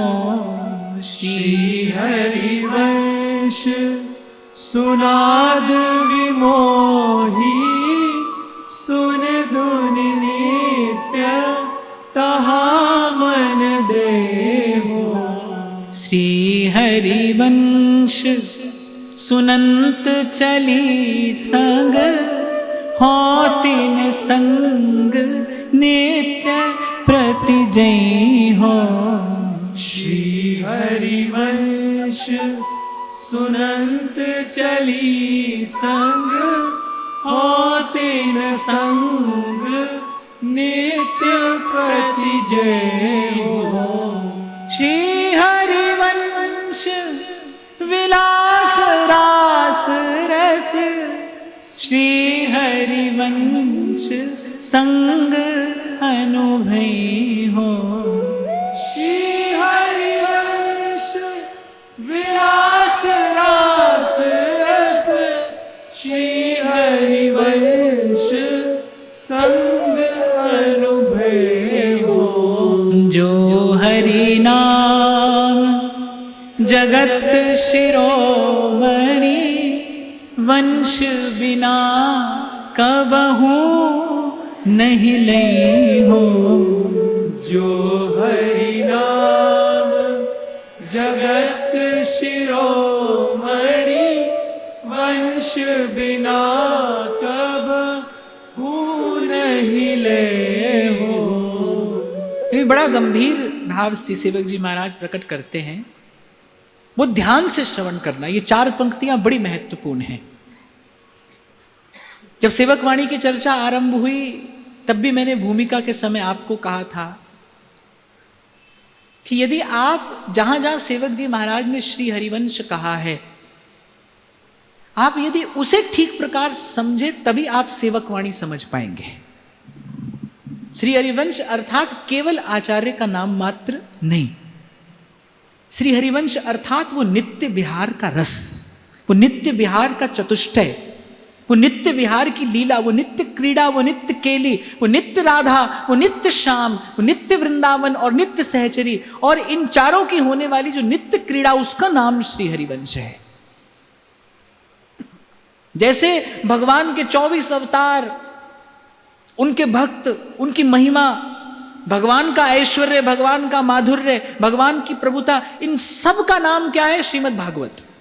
श्रीमद् भागवत अर्थात भगवान के 24 अवतारों की कथा, भगवान के भक्तों की गाथा, भगवान की भक्ति की महिमा, भगवान का ऐश्वर्य, भगवान का माधुर्य, वो सब श्रीमद् भागवत में है। वामन वराह आदि अवतारों से लेकर श्री कृष्ण का वो जो महारास है, वो ऐश्वर्य से लेकर माधुर्य, भगवान की प्रभुता, वैभव, भगवान का ऐश्वर्य और भगवान के भक्तों की महिमा, भगवान की भक्ति की महिमा, सब समेट कर बोलो तो क्या है? श्रीमद् भागवत। ऐसे श्री हरिवंश क्या है? श्री हरिवंश अर्थात वो नित्य राधा, नित्य श्याम। सेवक जी महाराज प्रथम पंक्ति में स्पष्ट कर रहे हैं, श्री हरिवंश सुनाद विमोही सुन धुन नित्य तहां मन दई हूं। अब इसका अर्थ ये नहीं है कि मैं नित्य अपना मन वहां दे रहा हूं, वो जो नित्य ध्वनि है मैं अपना मन वहां लगाता हूं। एक वंशी है जो द्वापरांत में बजी, एक वेणुवादन वो है जो श्री कृष्ण ने द्वापरांत में किया, गोपांगनाओं को बुलाया और वो महारास की लीला संपन्न हुई। पर एक वंशी है जो नित्य बज रही है। संत लोग कहते हैं ना कि यहां जहां जिस धाम में, जिस भूमि पर आप बैठे हैं, यहां लीला हुई नहीं, यहां लीला हो रही है। इसलिए हमारे महाप्रभु जी जब जब रस का गान करते हैं तो वो कभी भी आपको चतुरासी में कोई एक पद भी ऐसा नहीं मिलेगा कि लीला हुई।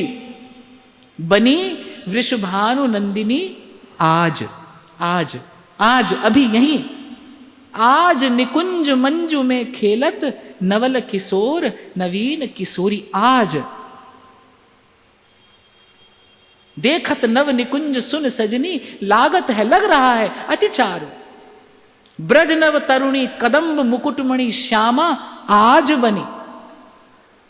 एक लीला भक्तों ने गाई, वो भगवान की नैमित्तिक लीला गाई जो कभी किसी काल में हुई, यद्यपि वो लीला भी परमानंद प्रदायिनी है, पर यहां सेवक जी महाराज विशिष्ट जो लक्षण है इस नित्य लीला का, इस नित्य क्रीड़ा का, वो परिलक्षित कराते हुए कह रहे मैंने अपना मन कहां दिया है, श्री हरिवंश सुनाद विमोही।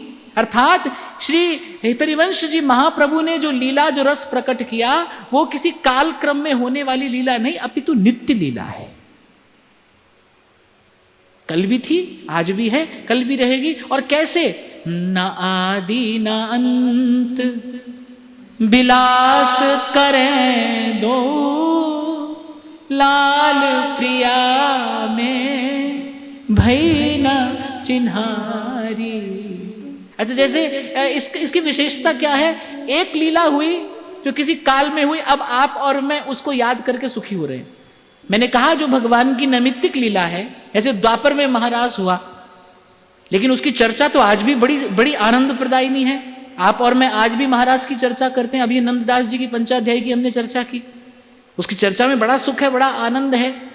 तो एक लीला है जो हुई, उसकी चर्चा करके बड़ा आनंद आ रहा है, और एक लीला है जो हो रही है। जाओ आप भी जाकर उसमें सम्मिलित हो जाओ। आज भी हो रही है, अच्छा आज नहीं हो पाओ तो कल भी होगी। माने आप आज अगर सम्मिलित नहीं हो पा रहे तो वो कल भी होगी, कल नहीं हो पाए तो परसों भी होगी, हो ही रही है और होती रहेगी। यही नित्य लीला है कि आप आज महापुरुषों की वाणी का आश्रय लेकर आज इस उपासना का सम्यक प्रकार से यजन करके आप आज स्वयं को लीला रस का पात्र बना सकते हैं। ये नित्य लीला की विशेषता है। और सेवक जी महाराज कह रहे सुन धुन नित्य, अर्थात वो मुरलिया जो बज ही रही है।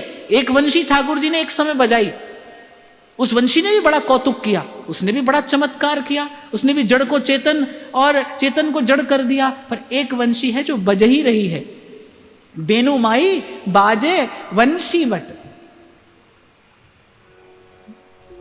सदा वसंत रहत वृंदावन, पुलिन पवित्र सुभग जमुना तट, बेनु माई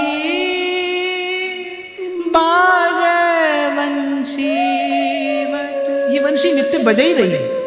सेवक जी महाराज कह रहे भाई मैंने अपना मन इस नित्य ध्वनि को दिया। श्री हरिवंश सुनाद विमोही, सुन धुन नित्य तहां मन दई हो।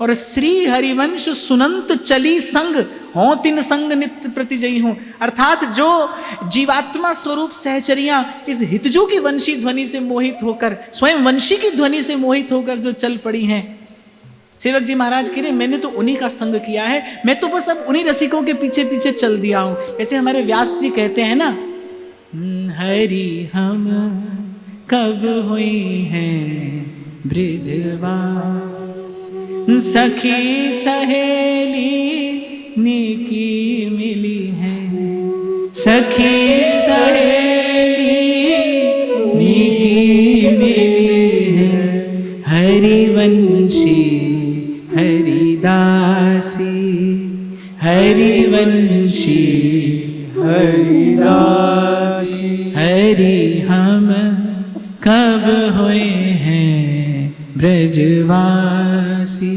हरि हम कब हुई है ब्रजवासी।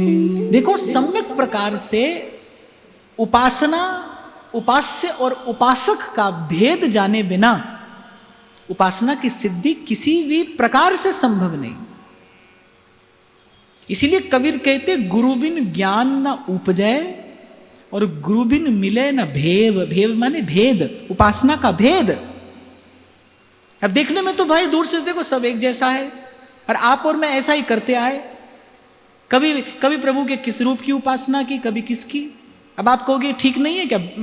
ठीक है, ठीक है। आज आपका विरह के भाव में मन हो रहा है, कल आप बाल भाव का सुख ले रहे हैं, ऐसा हो रहा है। अब कौन कहेगा कि गलत है? बिल्कुल ठीक है, ठाकुर जी की लीला है, सब प्रभु की लीला है। पर उपासना का भेद किंचित विलक्षण है। उपासक का स्वरूप, उपासना का स्वरूप जाने बिना उपासना की सिद्धि संभव नहीं। अरे इसीलिए तो अनेक अनेक रूपों में प्रभु प्रगटे हैं, अनेक अनेक आचार्यों के रूप में अनेक अनेक भक्ति सिद्धांत प्रभु ने प्रकट किए। हर किसी की अपनी कुछ विशेषता विलक्षणता है। हाँ, लेकिन जिसका स्वयं का भाव परिष्कृत नहीं है वो परिष्कृत वस्तु चाहता भी नहीं है। जिसका स्वयं का भाव परिष्कृत नहीं है वो परिष्कृत वस्तु चाहता भी नहीं है। भाई क्षमा करना, आज गुरुजनों के पास कितने प्रतिशत लोग होते हैं जो वस्तुतः आत्म कल्याण की इच्छा से जाते हैं? बड़े थोड़े से हैं, मुट्ठी भर। आपको लगता होगा गुरु का मिलना कठिन है, शिष्य का मिलना भी कठिन है। गुरुजनों को भी अपने जीवन काल में गिने चुने ही सतशिष्य प्राप्त होते हैं जिनके जीवन में वास्तविक रूप में आत्म कल्याण का कोई उद्देश्य होता है। मैं तो अभी कुछ दिन पहले भी आपको कह रहा था, आपका प्रश्न बता देता है आप भाव के, आप साधना के किस धरातल पर खड़े हो। आपको पूछना बता देगा कि आप कहां हो। वो जो प्रश्न के शब्द होंगे ना, वो जो प्रश्न की आपकी चेष्टा है वो बता देगी कि आपकी दिशा क्या है, किस दिशा में जा रहे हैं आप। तो उपासना का कुछ भेद है। सेवक जी महाराज ने इन 4 पंक्तियों में वही प्रकट किया है कि नित्य विहार किस प्रकार अन्य लीला से विलक्षण है। फिर दोहरा रहा हूं, एक लीला किसी काल में हुई और एक लीला हो रही है। उस लीला का चिंतन करके आस्वादन किया जाता है। इस लीला में प्रवेश करके जब जो महाप्रभु की कृपा से आप और मैं सेवा करते हैं तो एक प्रकार से ये सहचरियों के भाव में प्रवेश ही तो है। आप जब सुबह मंगला करते हैं, आप जब अपने ठाकुर जी का श्रृंगार करते हैं, आप जब उन्हें भोग लगाते हैं, लाल लड़ाते हैं, शयन कराते हैं, ये सब सहचरियों का भाव का आश्रय लेकर ये नित्य लीला में प्रवेश करना ही तो है। इसी प्रकार तो उपासक लीला में प्रवेश कर जाता है, उसका हृदय लीला रस के उपयोगी हो जाता है। और फिर सेवक जी महाराज कह रहे, संग किसका किया है मैंने, संग किसका कर रहा हूं। श्री हरिवंश सुनंत चली संग, हूं तिन संग नित्य प्रतिजयी हूं। अर्थात जिनके कान में ये धुनी पड़ी, जिनके कान में आचार्य की वाणी पड़ी और उन्होंने अपना सर्वस्व आचार्य की वाणी पर न्यौछावर कर दिया, छोड़कर लोक वेद की चिंता, मान अपमान का भय, स्वर्ग ना इच्छे नरक ना डरें, जिन्होंने अपना तन मन प्राण न्यौछावर कर दिया इस रसास्वादन पर, बोले उनका संग मैं करता हूं। हो तिन संग नित्य प्रतिजयी हूं। यही व्यास जी ने कहा, सखी सहेली नीकी मिली हैं। अच्छा, जब व्यास जी आए तब उस समय वृंदावन में अनेक अनेक आचार्य और अनेक अनेक आचार्यों के आश्रित भक्तजन भजन करते थे। पर व्यास जी स्पष्ट कर रहे हैं, मैं किसका संग चाहता हूं। सखी सहेली नीकी मिली है, सखी सहेली नीकी मिली है, हरिवंशी हरिदासी, हरिवंशी हरिदासी। अर्थात जो विशुद्ध रूप से निकुंज बिहारी बिहारिणी का भजन करते हैं, अरे उन्हीं का संग हमें करना है। बहुत बार हमने विस्तार से चर्चा की, संग के विषय में अत्यधिक सावधानी अपेक्षित है। अत्यधिक सावधानी संग के विषय में, क्योंकि आपको खबर है कि नहीं, पर आपके जीवन पर सर्वथा सर्वाधिक प्रभाव अगर किसी का है तो वो संग का है। आपके जीवन पर इस समय जब आप यहां बैठे हैं, इस समय आपके जीवन पर सर्वाधिक प्रभाव अगर किसी का है तो वो बस आपके संग का है। और एक बात मैं स्पष्ट करना चाहता हूं, संग का चयन आप स्वयं करते हैं। आपसे कोई संग करा नहीं सकता, आप स्वयं करते हैं। उसमें आपकी स्वीकृति होती है, आपकी इच्छा होती है, आपका मन होता है, आप वहीं संग करते हैं। इसीलिए आपसे उस दिन भी मैं कह रहा था, भाई भजन न बने कभी तो चिंता मत करना, सो जाना, पर कुसंग नहीं करना, व्यर्थ के प्रपंच में नहीं पड़ना। 4 लोगों को इकट्ठा करके बैठकर संसार की बात कर रहे हैं, यहां की बात वहां की बात। अब भाई निंदा सुनोगे तो किए बिना रह नहीं पाओगे। अगर आप निंदा सुन रहे हो तो स्मरण रखना, होते होते आपसे हो भी जाएगी। और व्यास जी तो कह रहे हैं, भक्तन निंदा जे करत और सुनत हैं जे अघराशि। विवदास जी ने कहा, कहने का तात्पर्य यह है कि संसार का संग जो है वो आपके चिंतन में संसार लाएगा और संसार के चिंतन से विषय का चिंतन होना स्वाभाविक है। विषय के चिंतन से विषय भोग की ओर आपकी वृत्ति प्रेरित होगी, निश्चित रूप से ऐसा ही होगा। और अंत में वृत्ति का उत्थान होने के स्थान पर पतन हो जाएगा। मैं तो आपको अपने छोटे से अनुभव से और बड़ी विनम्रता पूर्वक ये बात कह रहा हूं, भजन थोड़ा घना जैसे आपसे बने, आप सतत प्रयास करते रहिए, पर यहां आपको विशेष सावधान रहना है, कुसंग नहीं हो जाएगा। और व्यास जी की बात सुनो तो व्यास जी कह रहे एक ही बात गही, व्यास एक ही बात गही, राधा वल्लभ धाम और अनेक सुभक्त सो नाहिन मेरो काम। और कल भी मैंने आपको कहा था भाई, किसी को समझाने बुझाने के चक्कर में तो बिल्कुल भी नहीं पड़ना। देवदास जी ने कहा परिणाम क्या होगा, रस आपते जाए अंतर परे निस्संदेह। अरे जीव को भगवान नहीं समझा पाते हैं। भगवत रसिक देव कह रहे हैं हरि आए बन दूत और दुर्योधन एक न मानी। भगवान समझा रहे हैं, वो सुनता ही नहीं है, मानता ही नहीं है। जीव को तो भगवान नहीं समझा पाते, आप और मैं क्या समझा पाएंगे।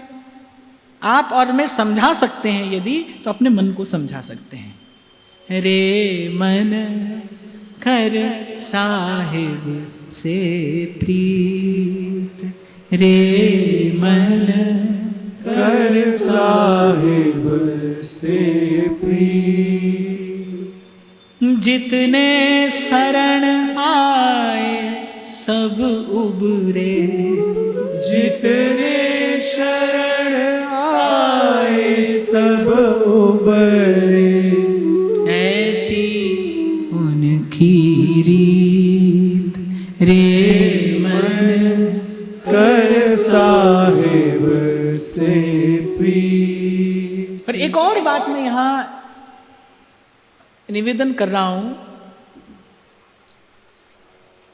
आप सुनोगे, पढ़ोगे, स्वाध्याय चिंतन आदि करोगे तो आपके भीतर कुछ घटना घटेगी। आपको स्मरण हो, मैंने कुछ काल पहले भी आपको कहा था कि यदि भजन को आपने बाहर जाने दिया तो भी वो व्यर्थ तो नहीं जाएगा, वो आपका प्रभाव बन जाएगा। आप भजन करोगे, आपका भाव धीरे धीरे बढ़ेगा। उसे यदि आपने मार्ग दे दिया बाहर जाने का, तो वो भजन आपका प्रभाव बन जाएगा। आप खूब देखो, आपको रोज देखने को मिलेगा। कल कोई नहीं जानता था, आज सारा संसार जय जयकार करता पीछे घूम रहा है। क्या है? आपने मार्ग दिया उसे बाहर जाने का। तो यदि आपने बाहर जाने दिया तो भी भजन व्यर्थ नहीं जाएगा, वो आपका प्रभाव बन जाएगा। लेकिन यदि आपने संभाल लिया और उसे भीतर ही भीतर रमने का मार्ग बता दिया तो भजन आपका स्वभाव बन जाएगा। भजन आपका स्वभाव बन जाएगा, आपके स्वभाव में ही भजन होगा। आप भजन के अतिरिक्त कुछ और करेंगे ही नहीं। और इत्र जब तक अपने पात्र में है, कस के आपने ढक्कन लगा दिया और वो बंद है, आप कई वर्ष तक आप उसे संभाल कर सहेज कर रख सकते हैं। पर आपने बाहर लगाया, कुछ देर के लिए बड़ी बड़ी खुशबू आई, आपके पास कोई आया, अरे वाह बड़ी जोर की खुशबू है, बड़ा महंगा इत्र लगता है, हाँ बहुत महंगा है, बस थोड़ी देर के लिए घटना घटी, समाप्त। ऐसे ही भजन भी है। आपने उसकी खुशबू लगा ली संसार के लिए, संसार को दिखाने के लिए, संसार को रिझाने के लिए। देखो भाई हम कितना भजन करते हैं। संसार आपकी जय जयकार करने लगा, वाह जी वाह, बहुत भजन किया आपने, तो आपका प्रभाव बन गया। पर ध्यान रखना वो अल्पकालिक है, थोड़े समय रहेगा। और वही भजन आपने भीतर उतार लिया, आपने भीतर रम जाने दिया, तो भजन आपका स्वभाव बन जाएगा, वो आपका स्वभाव बनेगा। और एक और बात मैं आपको स्पष्ट किए दे रहा हूं, बाहर जाने का मार्ग कभी दोगे तो आप ही दोगे, उसमें भगवान की कोई इच्छा नहीं होगी भाई। आप ये भूल भी मत करना कि ठाकुर जी की इच्छा होगी तो ऐसा हुआ, ना ना ना ना, ठाकुर जी की ऐसी कोई इच्छा नहीं होती। वो आपकी इच्छा होगी, वो आपकी स्वीकृति होगी, वो आपकी कोई ना कोई वासना होगी, तभी ये घटना आपके जीवन में घटी। जब आप भजन करोगे, जब आप साधन चिंतन करोगे, तो आपकी वृत्ति का उत्थान होगा, आपकी चेतना का परिष्कार होगा, आपके भीतर कुछ घटेगा। जैसे आपको मैं एक उदाहरण दे रहा था, केवल कहा सुना तो आपको जानकारी होगी। और जानकारी का लक्षण क्या है? जानकारी का लक्षण यह है कि अब आपको कोई चाहिए सुनने वाला। बस अब आपको लगेगा कि भाई बहुत पढ़ लिया हमने, अब कोई मिले तो उसको हम सुनाएं। ऐसे होते हैं कुछ लोग, उनको सुनाने को कोई ना मिले तो बेचारे बड़े परेशान हो जाते हैं। आपको लग रहा होगा हम भी ऐसे ही हैं, अभी कोई ना मिले सुनने वाला तो हम परेशान हो जाते हैं भाई। पर एक ज्ञान है, वो आपको एक बड़े गहन गंभीर मौन की ओर, एक बड़ी गहन गंभीर शांति की ओर लेकर जाएगा। सेवक जी महाराज ने कहा, क्यों सोहे लोगन में मिले, जो नाम रस झिले, श्री हरिवंश नाम रस झिले, क्यों सोहे लोगन में मिले। लेकिन आज ये छोटी सी बात मैंने आपको बताई, आप इसका जरूर ध्यान रखना भाई, क्योंकि हम भजन के मार्ग पर हैं और वृंदावन धाम इसका आश्रय लेकर हम भजन कर रहे हैं। अरे वृंदावन धाम का तो कण मात्र भी रिद्धि सिद्धियों से पूरित है। यहां तो किसके जीवन में कब क्या घट जाए कुछ कहा नहीं जा सकता। तभी तो यहाँ के संत लोग, रसिक लोग, भक्त लोग गाते हैं ना, वृंदावन धाम अपार रटे जा राधे राधे। यहाँ ब्रजवासी तो गाते हैं, बोले ये वृंदावन की लीला मत जाने गुड़ को चीला, राधा रानी अलवेली सरकार और रटे जा राधे राधे। यहाँ तो कब किसके साथ क्या हो जाए कहा नहीं जा सकता। पर थोड़ा सावधान रहना भाई, भजन बाहर न जाने पाए, न प्रकट होने पाए, किसी को खबर ना पड़े, किसी को खबर ना पड़े। यद्यपि वो भीतर समाएगा नहीं, प्रेम ऐसा है समाता नहीं। हाँ पर देखो, गोपियों ने तो नहीं चाहा कि कभी व्यास जी हमारा नाम लिखेंगे, हमारी लीला गाएंगे। वो तो कृष्ण प्रेम में मगन पड़ी हैं। पर प्रेम ने उनका यश प्रकट कर ही दिया। प्रेम करे बात दूसरी है, प्रभु करे बात दूसरी है, ठाकुर जी की इच्छा हो बात दूसरी है। उसमें फिर जीव को फंसने का भय नहीं है, उसमें उसके पतन का भय नहीं है। पर अपनी ओर से अंत तक ये प्रयास किया जाए। मैंने पूर्व भी आपको कहा था, आप स्मरण रखना कि त्याग और वैराग यदि आपके जीवन में है तो वो आपके पुरुषार्थ से नहीं है, वो किसी के अनुग्रह से है। और किसी का अनुग्रह नहीं तो सत्संग का अनुग्रह तो अवश्य है। इसके बिना जीव की वृत्ति का उत्थान होता ही नहीं। जीव की वृत्ति कभी मनमुख से सन्मुख होती नहीं। जीवन में कोई सद्गुण आया है, त्याग वैराग है, तो वो आपके मेरे पुरुषार्थ से थोड़ी है, वो तो किसी के प्रसाद से आया है। वो संसार से अपनी पूजा कराने के लिए नहीं आया है। और त्याग और वैराग के बदले में संसार से अपनी पूजा कराना, वस्तुतः ये त्याग और वैराग का वास्तविक अनादर करना है, ये उसकी वास्तविक अवहेलना है। इसके लिए नहीं मिली है ये दैवी संपत्ति आपको, यही भूलता है जीव। इसलिए प्रत्येक सवैये में सेवक जी कभी प्रत्यक्ष और कभी अप्रत्यक्ष रूप से आपको ये अवश्य कहते चलेंगे कि भाई रसिकों के संग बने रहना। रविदास जी ने सिद्धांत विचार लीला की चर्चा की, पर अनेक बार रविदास जी ने कहा भाई यहाँ में प्रमाद न करें, यहाँ में आलस न करें, इसमें आलस नहीं करना, इसमें प्रमाद नहीं करना। भूल हो सकती है भाई हमसे, आज तक भूलते ही आए हैं हम, फिर हो जाएगी। और वो एक गीत है ना, अब के बिछड़े फिर कहां जाकर मिलेंगे। कबीर कह रहा है, पत्ता टूटे डार सो और बहर न लागे बार। श्री हरिवंश विलास रास रस, श्री हरिवंश संग अनुभव। आहा, अब सेवक जी कह रहे हैं ये जो श्री हरिवंश का विलास रास है, रास रस है। अब यहां स्पष्ट हो जाता है कि सेवक जी महाराज आचार्य की बात नहीं कर रहे हैं। श्री हरिवंश का रास विलास क्या होगा? नित्य विहार। लेकिन सेवक जी महाराज कह रहे हैं उसका अनुभव कैसे करूं? श्री हरिवंश विलास रास रस, श्री हरिवंश संग अनुभवी हूं। अर्थात हरिवंश के संग ही हरिवंश के रास विलास का अनुभव होगा। और हरिवंश का संग क्या है? कह बाणी हरिवंश की, कह हरिवंश नाम। नाम बाणी जहां श्याम श्यामा तहां, नाम बाणी निकट श्याम श्यामा प्रगट। एक और बात मैं यहां पर कहना चाहता हूं कि मैं देखता हूं कि उपासक के जीवन में वाणी के प्रति जैसा आदर होना चाहिए वैसा आज देखने को कम मिलता है। मैं देखता हूं आपको वाणी दी जाती है, आप नीचे रखकर बैठ जाते हैं। आप देखिए, आप गुरुद्वारा में जाकर देखिए, वहां जो कुछ है सब वाणी है, गुरु की वाणी है। और देखा जाए तो जो भी ज्ञान, जो भी संपत्ति आज प्रकट है वो कहां प्रकट है? वाणी में ही तो प्रकट है। मैं तो कहता हूं एक रसोपासक के मंदिर में जिस आदर से श्री जी का चित्रपट विराजमान होता है, उसी आदर से वहां पर वाणी की पोथी भी विराजमान रहनी चाहिए।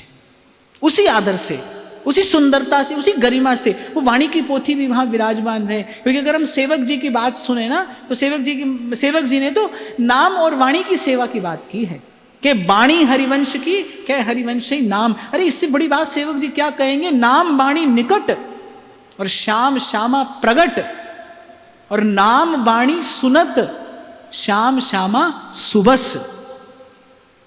नाम वाणी सुनत श्याम श्यामा सुबस, नाम वाणी निकट श्याम श्यामा प्रगट, नाम वाणी जहां श्याम श्यामा तहां। तो ये तृतीय पंक्ति में सेवक जी कह रहे हैं कि जो श्री हरिवंश का वो नित्य रास और नित्य विलास है, नित्य नित्य झूला, नित्य नित्य रास, सुनऊ हसिक रसिक हरिवंश विलास, श्री हरिवंश ही गाए हो, जय जय श्री हरिवंश ही गाए हो। वो नित्य मंगला और नित्य संध्या, वो नित्य सावन और नित्य फागुन। यहां तो आप वर्ष में एक बार सावन फागुन की लीला गाते मनाते हैं ना, वहां नित्य निकुंज में नित्य फागुन, नित्य सावन, नित्य नित्य लीला, नित्य नित्य रास, सुनो रसिक हरिवंश विलास, श्री हरिवंश ही गाए हो, जय जय श्री हरिवंश ही गाए हो। सेवक जी कह रहे हैं यदि उस नित्य लीला का अनुभव करना है तो श्री हरिवंश के संग ही उसका अनुभव हो सकता है। और नाम और वाणी का सेवन, नाम और वाणी का चिंतन, नाम और वाणी का स्मरण ही वस्तुतः श्री हरिवंश का संग है। अभी उस दिन भी जब चर्चा हो रही थी तो मैंने आपको कहा था, गुरु से जब नाम मिला है तो उस नाम का चिंतन करना, अर्थात गुरु का ही संग करना। नाम के रूप में गुरु ही तो आपके साथ है, नाम के रूप में गुरु ही तो अंग संग है। चौगिर्द हमारे राम का दुख लगे ना पाई, ततिवा न लग गई पार ब्रह्म सरना। बड़ी सुंदर बात वाणी में मिलती है, औखी घड़ी ना वेखण देई, अपना बिरद संभाले, हाथ दे राखे अपने को, सांस सांस प्रतिपाले। नाम के रूप में गुरु ही आपके संग है। जब आप नाम जप कर रहे हैं उस समय आप अपने गुरु के ही संग में हैं। और मुझे तो ऐसा लगता है भाई, वस्तुतः भीतर जो उजियारा होता है वो नाम रूपी गुरु ही तो करता है। ये जब तक आप और मैं देह के धरातल पर है ना भाई, तभी तक ये सारा भेद है, तभी तक सारा भेद है। फिर एक स्थिति ऐसी आती है जब न तन न मन न बुद्धि न चित्त न कुछ और। फिर एक स्थिति ऐसी आती है जब कुछ और नहीं रहता, जिसे एकांत कहते हैं, माने एक का भी अंत हो जाता है। यहां पर आप भी नहीं रहते, तू ही तू, तू ही तू, तू ही तू। सेवक जी ने उसी भाव समाधि में ये रस गाया है, ये जस गाया है, जहां वो नहीं है, केवल हरिवंश, केवल हरिवंश, केवल हरिवंश। हरिवंश नाम बिसरे न छिन्न, श्री हरिवंश सहाय भल।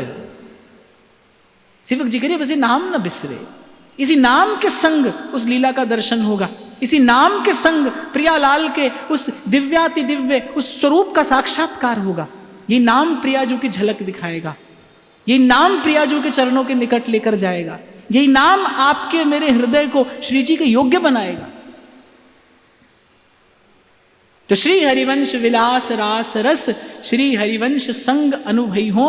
और अब अंतिम बात जो सेवक जी कह रहे हैं, जो हरि नाम जगत शिरोमणि, वंश बिना कबहू नहीं ले हो। अब ऐसे कोई पढ़े ना इसे तो उसे लगेगा सेवक जी कह रहे नहीं भाई हरिनाम हम नहीं लेंगे, हम तो हरिवंश ही कहेंगे। दूर से देखो तो ऐसा ही अर्थ मालूम पड़ेगा, पर सेवक जी का आशय बड़ा गंभीर है। सेवक जी ने ऊपर की 3 पंक्तियों में क्या कहा, पहले यह विचारणीय है। पहली पंक्ति में कहा कि मैं कौन सी वंशी ध्वनि का अनुगमन कर रहा हूं, जो द्वापरांत में बजी वो नहीं जो नित्य बज रही है। बेनु माई बाजे वंशीवट, सदा बसंत रहत वृंदावन, पुलिन पवित्र सुभग जमुना तट। अर्थात मेरा जो चिंतनीय विषय है, मेरा जो उपास्य तत्व है, वो महारास नहीं, वो नित्य रास है। वो द्वापरांत में होने वाली लीला नहीं, वो नित्य लीला है। फिर दूसरी पंक्ति में कहा, श्री हरिवंश सुनंत चली संग, हों तिन संग नित्य प्रति जय हो। इसमें एक और बात है, वैसे मैं कहना तो नहीं चाह रहा था, पर यहाँ तो वृंदावन धाम में लाडली लाल की सन्निधि है, कह ही देना चाहिए। सेवक जी महाराज कह रहे हैं कि कोई हमारे भाव को भूल से गोपी भाव न समझे। द्वापरांत में जो वंशी बजी उसे सुनकर गोपियां चली, पर सेवक जी महाराज कह रहे हैं मैं तो नित्य वंशी ध्वनि का श्रवण कर रहा हूं और श्री हरिवंश सुनंत चली, और उस वंशी ध्वनि को सुनकर जो चली हैं। अर्थात सेवक जी महाराज कह रहे हैं हमारा जो भाव है वो सहचरी भाव है। यहां सेवक जी महाराज ने स्पष्ट कर दिया, कोई यहां भी समझने में भूल ना करे। अर्थात हमारा भाव जो है वो सहचरी भाव है। हो तिन संग नित्य प्रतिजयी हो। सेवक जी महाराज कह रहे हैं हम उनके संग नहीं जा रहे हैं, हम तो सहचरियों के संग में जा रहे हैं। गोप गोपिन आदि दुर्लभ, तिहि सुख ही दिन प्रति लहें। और फिर कह रहे हैं श्री हरिवंश विलास रास रस, श्री हरिवंश संग अनुभय हो। और यहां कह रहे हैं जो हरिनाम जगत शिरोमणि। पहले हरिनाम की वंदना की है, पहले हरिनाम की स्तुति की है, हरिनाम को प्रणाम किया है, पहले बताया है कि वो हरिनाम जगत शिरोमणि है, सर्वोपरि है, सर्वश्रेष्ठ है। पर कह रहे वंश बिना कबहू नहीं लय हो। जैसे अकेले श्री कृष्ण श्री राधा के बिना हो तो व्याकुल हो जाते हैं, श्री राधा श्री कृष्ण के बिना व्याकुल। राधा संग बिना नहीं श्याम, श्याम बिना नहीं राधा नाम। छिन छिन प्रति आराधत रही, राधा नाम श्याम तब कहें। ये तो एक प्राण द्वय देह युगल हैं, अद्वय युगल। अरे महाप्रभु तो सुधा निधि में कह रहे हैं कि विच्छेद की बात तो छोड़िए, वियोग की बात तो बाहर रहने दीजिए। बोले यहां अगर प्रिया प्रीतम वियोग शब्द भी श्रवण कर लें, केवल शब्द यदि श्रवण कर लें तो कहते कोटि कोटि प्रलयाग्नियों के समान ज्वाला उनके भीतर प्रकट हो जाती है। अगर वियोग शब्द भी सुन लें तो कह रहे जैसे श्री राधा श्री कृष्ण के बिना, श्री कृष्ण श्री राधा के बिना व्याकुल हो जाते हैं, ऐसे ही जो राधा और माधव हैं ये भी वृंदावन और सहचरियों के बिना व्याकुल हो जाते हैं। तो यदि मैं अकेला हरि कहता हूं तो मैं केवल ह में हरि और र में राधा, तो मैं केवल राधा और माधव का भजन करता हूं। लेकिन जब मैं हरिवंश कहता हूं तो मैं राधा माधव, वो नित्य वृंदावन धाम और उनकी सहचरियों समेत इस नित्य बिहारी युगल का भजन करता हूं। इसीलिए मैं केवल हरिनाम नहीं लेता हूं, यद्यपि हरिनाम जगत शिरोमणि। यहां किंचित मात्र भी भूल से कोई ये ना समझे कि सेवक जी महाराज हरिनाम को कुछ कनिष्ठ बता रहे या हरिनाम की कुछ अवज्ञा से सेवक जी महाराज करें, ऐसा कदापि नहीं। वो कह रहे हरिनाम तो जगत शिरोमणि है, अर्थात सर्वोपरि है, मूर्धन्य।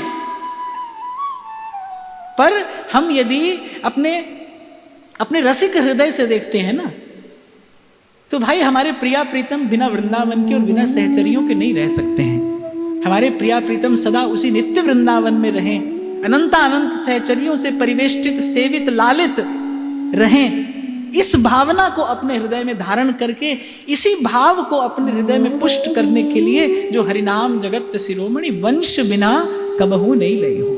इसीलिए आपको मैंने पूर्व में कहा भाई आप सेवक वाणी को स्वयं ना पढ़कर गुरुजनों से सुने, यही उत्तम है। स्वयं पढ़ने से तो भूल हो जाएगी, आप जो इसका वास्तविक आशय है, जो वास्तविक अर्थ है, वो नहीं समझ पाएंगे। अच्छा, लेकिन मैं यहां एक बात और आपको कह देना चाहता हूं कि अब की बार जो ये चर्चा हो रही है, इसके लिए तो आपको, मुझे, हम सबको विशेष रूप से महाराज जी का धन्यवाद करना चाहिए। क्योंकि भाई मैं तो कुछ और कहने जा रहा था, पर महाराज जी ने मुझे आग्रह करके कहा कि नहीं, आप सेवक वाणी की चर्चा करिए। और जब चर्चा आरंभ हुई तब मुझे इसका अनुभव हुआ कि भाई बहुत कुछ था जो मुझे भी इस चर्चा के माध्यम से ही पता चल रहा है, जो इस चर्चा की कृपा से ही मुझे भी प्राप्त हो रहा है।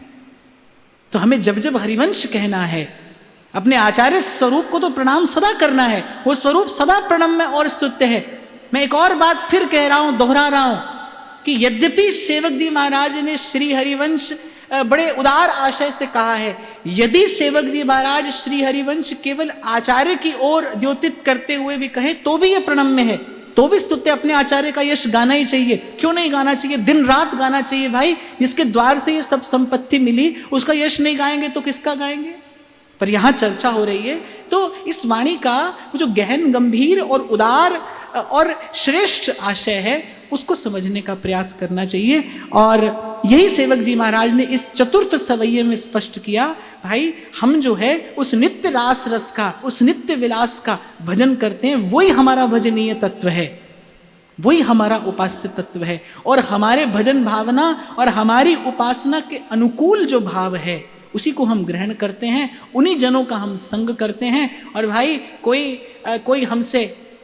कोई हमारे प्रति किसी प्रकार का कोई अन्यथा भाव न ले। हम तो हरिनाम केवल इसलिए नहीं कहते क्योंकि हमारे राधा माधव अकेले व्याकुल हो जाते हैं, हमारे प्रिया प्रीतम अकेले व्याकुल हो जाते हैं, वो सदा वृंदावन और सहचरियों के संग रहें, उनके द्वारा लालित सेवित रहें। बस इसी कोमल भावना का पोषण करने के लिए हम जय जय राधा वल्लभ श्री हरिवंश, जय जय राधा वल्लभ श्री हरिवंश, जय जय राधा वल्लभ श्री हरिवंश, जय जय राधा वल्लभ श्री हरिवंश, जय जय राधा वल्लभ श्री हरिवंश, जय जय राधा वल्लभ श्री हरिवंश, जय जय। अब देखो यहां तक तो हुई श्री सेवक जी की बात। अब 1 मिनट के लिए मैं अपनी बात भी कह दूं। सेवक जी महाराज ने तो सर्व के प्रति सद्भाव रखते हुए, सबके हित का, कल्याण का विचार करते हुए ये रहस्य रस प्रकट कर दिया, उजागर कर दिया। पर भाई हमसे कोई पूछे ना, आप हरिवंश क्यों कहते हैं? हम तो हरिवंश केवल इसीलिए कहते हैं भाई, जिन्होंने हमें प्यार करना सिखाया उन्हीं व्यास नंदन की जय बोलते हैं। हम तो उन्हीं की जय बोलते हैं और उन्हीं की जय बोलेंगे।